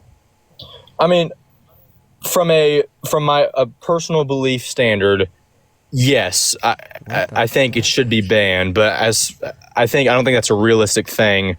Because not everybody believes. This is all over the place. Listen, would you say like a fair reduction of your view at the end of the day is that you think that abortion is wrong because the fetus is made in the image of God and you're a Christian? I am a Christian, yes. So ultimately, your view really is that because abortion is a sin, abortion should be banned. Yeah, I just don't. I don't think it's right to take another human life that doesn't. Why? Because it's a sin in the eyes of God. I wouldn't. I mean, there's nothing. The Bible, all the Bible says is that life begins at conception. It's not like that God's like, oh, it's a sin to have an abortion. But if we, I'm just saying, you think it's wrong to kill humans because it's a sin in the eyes of God? Yeah, for sure. The reason murder is wrong. Yeah. Mm-hmm. So in other words, you are saying because abortion is a sin and that's why it should be illegal. Like that is. Yeah. Because say it again. That is a fair reduction of your argument. Yeah, I think murder is wrong on all levels, including abortion. Katie, I appreciate you so much for the $2 donation, saying please let @Isaac up. Love from your Discord. Yeah, I'll let Isaac up next. Okay, awesome. So I have a question. What branch of Christianity are you? I wouldn't affiliate myself with a branch at all. I just am a follower of Jesus. So can we agree that the gospel is pretty clear? It doesn't give us like any like true description of some sins being worse than any other sins outside of blasphemy, and the most common understanding of Scripture would be that all sins are identical in the eyes of God outside of blasphemy? Yeah, I agree with that. Yeah, I'd say a sin, regardless of what it is, a sin is opposite from the will of God. So yeah, I'd say yeah. Here's what we know. We know that your argument is that abortion should be legal because it's a sin. And we know that all sins are equal in the eyes of your perfect divine moral standard, which is your God. So does this mean that lying to your child about the existence of Santa Claus should also be illegal because it is also a sin identical to that of abortion in the eyes of your God? Yeah, I mean, I see your point. I would say a response to that would be that from a worldly perspective, that does not make sense. When I say all sins are equal, I would say all sins are equal in the eyes of God. But I wouldn't say that just because all sins are quote unquote equal, that all punishments for sin on the earthly world should be the same. Why? I don't think that's realistic. What do you mean realistic? What, as treating murder the same as lying to your child? I don't think that's realistic. So you disagree with God? No, you don't. Wait, but I thought you said that God says that the sins are identical in his eyes, so you disagree with God. I do not disagree with God. Okay, so if you do agree with God, then you would say that we should think that they are identical. Say it again, sorry. If you agree with God, then you'd say that we should think they're identical, meaning that we'd identically legislate on them. I think we have to define what identical is. I wouldn't say identical is like, for example, a punishment, like you should receive the same punishment for each sin. I think when I say identical, it's... Can you please give us like a clear description anywhere in the scripture that God thinks that we should punish some sins worse than others? I never said... I agree with you that sin in a spiritual sense is going against the will of God. Wait. So then you're just applying your thoughts onto the scripture, right? Your argument isn't that abortion is morally wrong because it's against the scripture and that's why it should be banned. Your argument is that although abortion is a sin identical to other sins, like lying to your child about the existence of Santa Claus, I'm also going to impose like my thoughts that abortion is like worse and should be legislated on. Meanwhile, I don't think that lying to your child about the existence of Santa Claus is like that bad and shouldn't be legislated on, even though that's a position that isn't found in scripture, isn't mirrored by my perfect divine creator. And my thoughts, if they differ from that of God's, are completely meaningless, as God is perfect and always right, meaning if I differ from him, I'm wrong. Yeah, I mean, like I said, I think we have to define what identical is. Like, I'm not necessarily saying that. Well, we already went through that conversation, and you said that there's not a prescription anywhere in the Bible that some sins warrant worse punishments than others, meaning that this isn't coming from you. It's not coming from God. This is coming from you, and it's not coming from God. And I guess this is my next question. What is the true standard of morality? You are God. Because if the answer to that question is God, then that just means anything that you've come up with that it isn't clear God agrees with is not a standard that you should use to dictate right and wrong. I don't understand. I'm saying that in Scripture, what we established at the beginning is that all sins are... A sin is a sin in the eyes of God, regardless of what it is. So, in my opinion, I think abortion is wrong. I think it should be illegal, and it's a good point that, like, why not make lying to your kid illegal if it's a sin, right? Yes. That's the question. Why not? Yeah, I completely understand that. I get that. So, what's the answer to the question, though?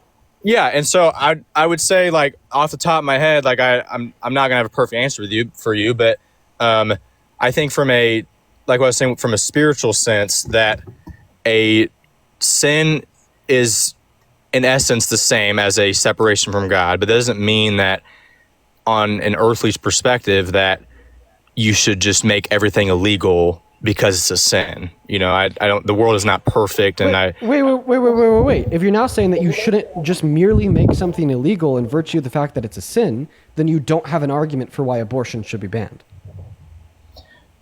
I mean, I don't think. I mean, if I understand the sins are equal thing, but I mean, my question would be: do you think that someone stealing something from a shop or a murder, which one would be considered worse? I think that murder is going to be worse than stealing something from a shop, but I also acknowledge that my standard of morality is not the Christian scripture. Okay, yeah, sure. So, but the thing is you don't. You acknowledge that your standard of morality is the Christian scripture, and you're attempting to apply that standard of morality to a criminal justice system to legislate on what should be legal and what shouldn't be legal, literally rooted within what the scripture tells us. But we've already agreed that the scripture tells us that all sins are identical in the eyes of God outside of blasphemy, meaning that if you're truly going to operate said criminal justice system and reform it based on scripture, that reform might include banning women's access to abortion, but it is also include banning parents' access to tell their children that Santa Claus exists, as it is in violation of the Ten Commandments, is that is bearing false witness. Okay, right? Obviously, it'd be absurd and insane to do that, meaning, in virtue of that fact, it'd be illogical and internally contradictory to run a criminal justice system and reform it based on scripture found in the Bible. And because we now know that it's illogical to reform the criminal justice system based on scripture, when you tell me that abortion should be banned based on scripture, which would be an attempt to reform the criminal justice system, you are giving me a self-admitted, internally contradictory, illogical position. I mean, the argument at the start was that it should be given to the states, that it should be the choice to ban abortion by the states, not the federal government. I mean, maybe I did say, but the original stance was that, yes, I believe abortion is wrong. I believe that in a perfect world, in a personal belief, like, abortion is wrong. I think it should be banned, but obviously that's not not a reality, and not everybody believes in the Christian faith. So I would say that's why it's come from the state's perspective, saying, hey, there was an opportunity to make it illegal, but it's a more voter decision. I'm so sorry. You are just completely detracting from my argument. I just gave you an incredibly compelling and easy to follow argument that you are now not responding to. I'm going to attempt to give it to you one last time. If you cannot follow it, I will remove you. Are you ready? Yeah, I'm not trying to ignore your argument, man. I a little bit confusing to follow along. It's hard to hear on the phone. That abortion should be illegal because it's a sin. That was your argument, right?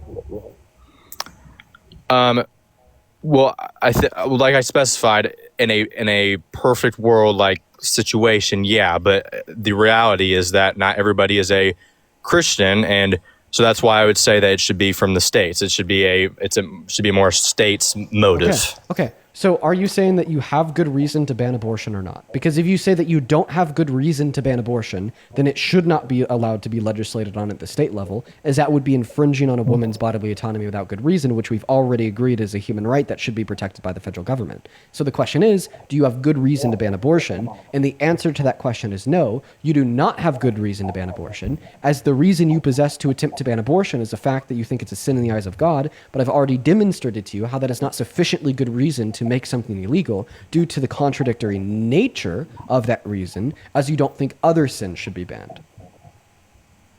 Do you get the argument now? I'm I understand that you don't have good reason to want to ban abortion and infringe upon women's access to bodily autonomy there because of the contradictory nature of that reason, and because you don't have good reason to ban abortion, stopping women's access, infringing on their bodily autonomy, it would amount to a human rights violation, as you're infringing on somebody's bodily autonomy without good reason. I mean, I would not say that I'm. I don't really understand what you're trying to get at. I'm not. I'll repeat it. I got you. Remember, no. I'll help you get there. Do you remember when you agreed that it is a human rights violation to infringe on a woman's bodily autonomy without good reason? Anyone's bodily autonomy without good reason. You do? Yeah. So infringing on bodily autonomy without good reason equals human rights violation, right? Sure. Yeah. Human rights should be protected by the federal government, right? Yeah. Okay. So if anything were to infringe on your bodily autonomy without good reason, the federal government should protect against that, right?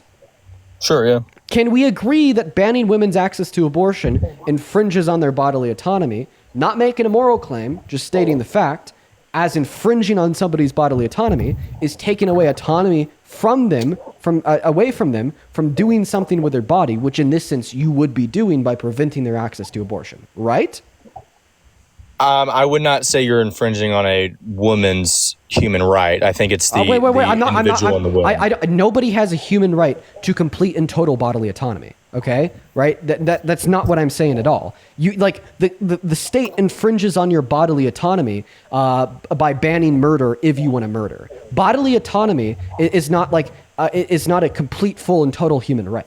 If you have good reason to infringe on somebody's bodily autonomy, it's completely okay, right? Like, for instance, we have good reason to infringe on the bodily autonomy of murderers, putting them in jail, making it okay. When I'm using bodily autonomy here, I'm not making a moral claim about it. I'm just saying that we define bodily autonomy as possessing the autonomy to do as you want with your body. But sometimes we can do things with our body that are bad that a government should be able to stop. But still yet, regardless if you think it's right or wrong, I'm not making a moral claim here. When you infringe on a woman's access to abortion, you're infringing on their bodily autonomy by the prevention of them from doing what they want with their body by accessing abortion, right? Well, okay, your argument completely makes sense, but I think the issue is that I would respectfully disagree, and that's because from what I'm understanding is that you would agree, or you would say that the fetus in the womb is a part of the woman, whereas I would say that is a individual. Bro, how did I define bodily autonomy? I don't know, man. Dude, see, that's the thing. You're trying to give me a counter argument to a position that you didn't even listen to. Why? I'll repeat it. It's hard to understand you, man. Bodily autonomy is just the autonomy to do what you want with your body. Okay, with your body. Yeah, that's what I'm saying. So you're saying that we should have the right to a bodily autonomy, right? I thought I already said this. It is okay to infringe on somebody's bodily autonomy with good reason. Okay. Okay, gotcha. Right? I understand. Yeah. People should have the right to bodily autonomy when an infringement is not warranted. That is a human right. You have a human right to warranted bodily autonomy, and you have a human right to stop unwarranted aggressions on your bodily autonomy, right? Yeah. But bodily autonomy is not self-warranted. You do not always have a right to bodily autonomy in all scenarios, as bodily autonomy is literally just defined as having the autonomy over what you do with your body. But we could obviously agree that there are certain things you could do with your body that would be wrong that we should prevent, right? Yeah. Yeah. Mm. Okay, so once again, regardless if you think it is just or unjust, when you infringe on a woman's access to abortion, you're preventing them from accessing autonomy over their body by stopping the supply of progesterone, for instance, to the fetus and evicting it from their uterus, right? I mean, you said their bodily autonomy, correct? Yes. The woman's bodily autonomy? Yes, because if they had the autonomy to do what they'd want with their body, then they'd be evicting the fetus from their uterus. By imposing pro-life legislations, you're stopping said eviction, meaning you're stopping the autonomy over their body, right? Okay, well, I think, in all respect, I think you missed what I said. I'm saying the fetus is not the woman's body, and you're claiming that it is. But the fetus is in the woman's body, and evicting it from her uterus is an act of bodily autonomy. That doesn't mean it is a part of the woman's body. I'm not saying it's a part of the woman's body. Where did that come up in my argument? Nowhere in my argument when I told you how an abortion ban infringes on the autonomy of a woman did I ever bring up the fetus. I only brought up her body in the removal of the fetus. Yeah. Bro, okay. Yeah. Okay. Can you? I've defined it 10 times. Tell me what my definition of bodily autonomy was. The right to do something with your body or not. I get that. No. I didn't call it a right. Okay. Absolute bodily autonomy is not a right. Absolute for the last time. Absolute bodily autonomy is not a right. Bodily autonomy is typically understood as warranted bodily autonomy, which is a right. I defined bodily autonomy as the autonomy to do what you want with your body. Doing what you want with your body. Okay? The autonomy over your body. Do you know what autonomy is? Yes. Yeah. I feel like that's what I just said. I understand. And when you ban a woman's access to abortion, are you restricting her ability to do what she wants with her body by evicting the fetus from her body? Okay, you said restricting the ability to do what she wants with her body. Is that correct? As we do, okay. Yes, right? Okay, if we're not relating to the fetus, like if you're just saying a woman's choice of, you're restricting what she can do with her body by preventing her from evicting the fetus from her uterus, right? I don't think the fetus is a part of her body.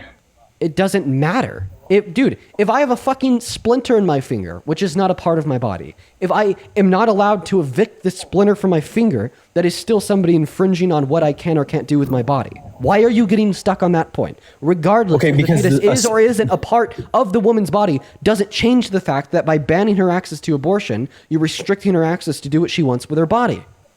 Okay, but a splinter is a little bit different from a fetus. I don't think it doesn't matter in the sense. It is a good comparison because what it proves is that even if the fetus is not a part of her body, by restricting her from removing it from her body, you're infringing on what she can or can't do with her body. The same way, if you were to restrict me from removing a finger, like a splinter from my finger, you'd be restricting me from doing what I want or didn't want to do with my body, right? Yeah. Okay, so by banning a woman's access to abortion, you're restricting what she can or can't do with her body, yes? Listen, man, I understand your point makes sense. Okay, So can you agree that by banning a woman's access to abortion, you're restricting what she can or can't do with her body, right? Yes, but it's not her body, or it's not the fetus inside of her is not a part of her. Hey, it's not her body. I promise I heard you the first 20 times.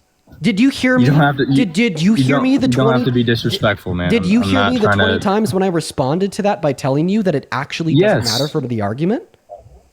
Okay, I don't understand how that doesn't matter. It You're doesn't- relating it to abortion, so we're- there has to be a fetus because we're involved. talking about the woman's bodily autonomy. Regardless on if the fetus is or is not a part of her body, you are still infringing on her bodily autonomy by banning her access to abortion. Okay, but would you agree that abortion relates to removing a fetus from a woman's body? Yes. Okay, so by using the example of abortion in your argument, you are relating a fetus, which I believe is a human life. So removing a human life from the body, from its supporter, I would say it's wrong. That's why I'm saying it relates. Trust me, I know you think it's wrong, but we're not talking about rightness and wrongness. When I'm using the term bodily autonomy, there's no moral claim that I'm packing into bodily autonomy yet. That's the second premise of the argument.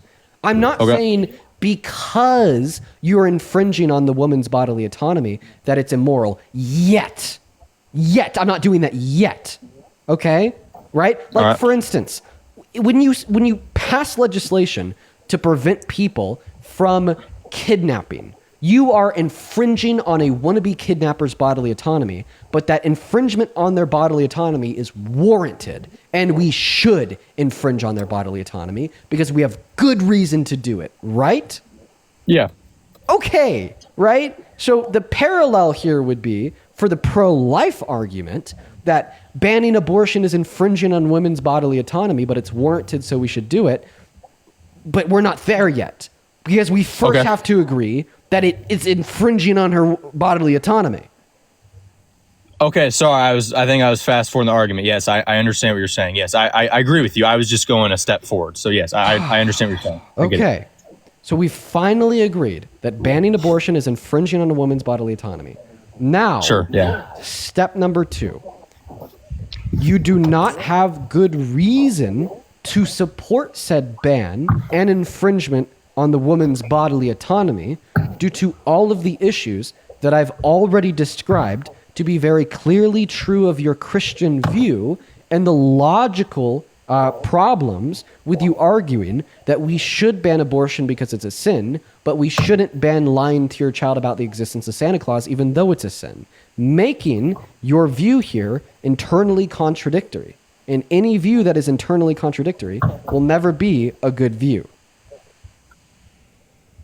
I think, as I was saying earlier, I think we have to distinguish between the worldly perspective and a heavenly perspective. Is that, yes, in the Bible it is explaining that all sins are equal under the eyes of God, but that doesn't mean that from an earthly perspective that everything should just be banned just because it's a sin and all sins are equal. That's not what the idea behind the scripture is. It's the idea behind the scripture is that a sin is a sin because it is separation from God, but it doesn't mean that from a worldly perspective that everything should just be banned. And evidence of that is God giving us free will. Do you admit that you're giving me a moral argument? So you're saying your worldly perspective is a moral argument, but don't all morals under the Christian worldview necessarily come from God and not the world? The world doesn't tell us what's right and wrong, God does. So if you're attempting to relay to us that it's right to ban abortion, you are not going to be talking about this quote-unquote worldly perspective. You will only be talking about the moral perspective of God. I would say morals from the worldly morals today most definitely stem from the Word of God, for sure. Okay, so then you're saying that you can find an argument rooted in Scripture that one sin is deserving of more punishment than another sin. Give it. I'm not saying that. We agreed from the beginning. But if it's not consequential of Scripture, then it's completely irrelevant and meaningless. I don't think. With all due respect, what I just said about the sins from a eternal perspective. Is there any meaningful moral standard outside of God under the Christian worldview? No. And because this is a standard that you're using to make this argument that's outside of God, I'm right when I say it's meaningless.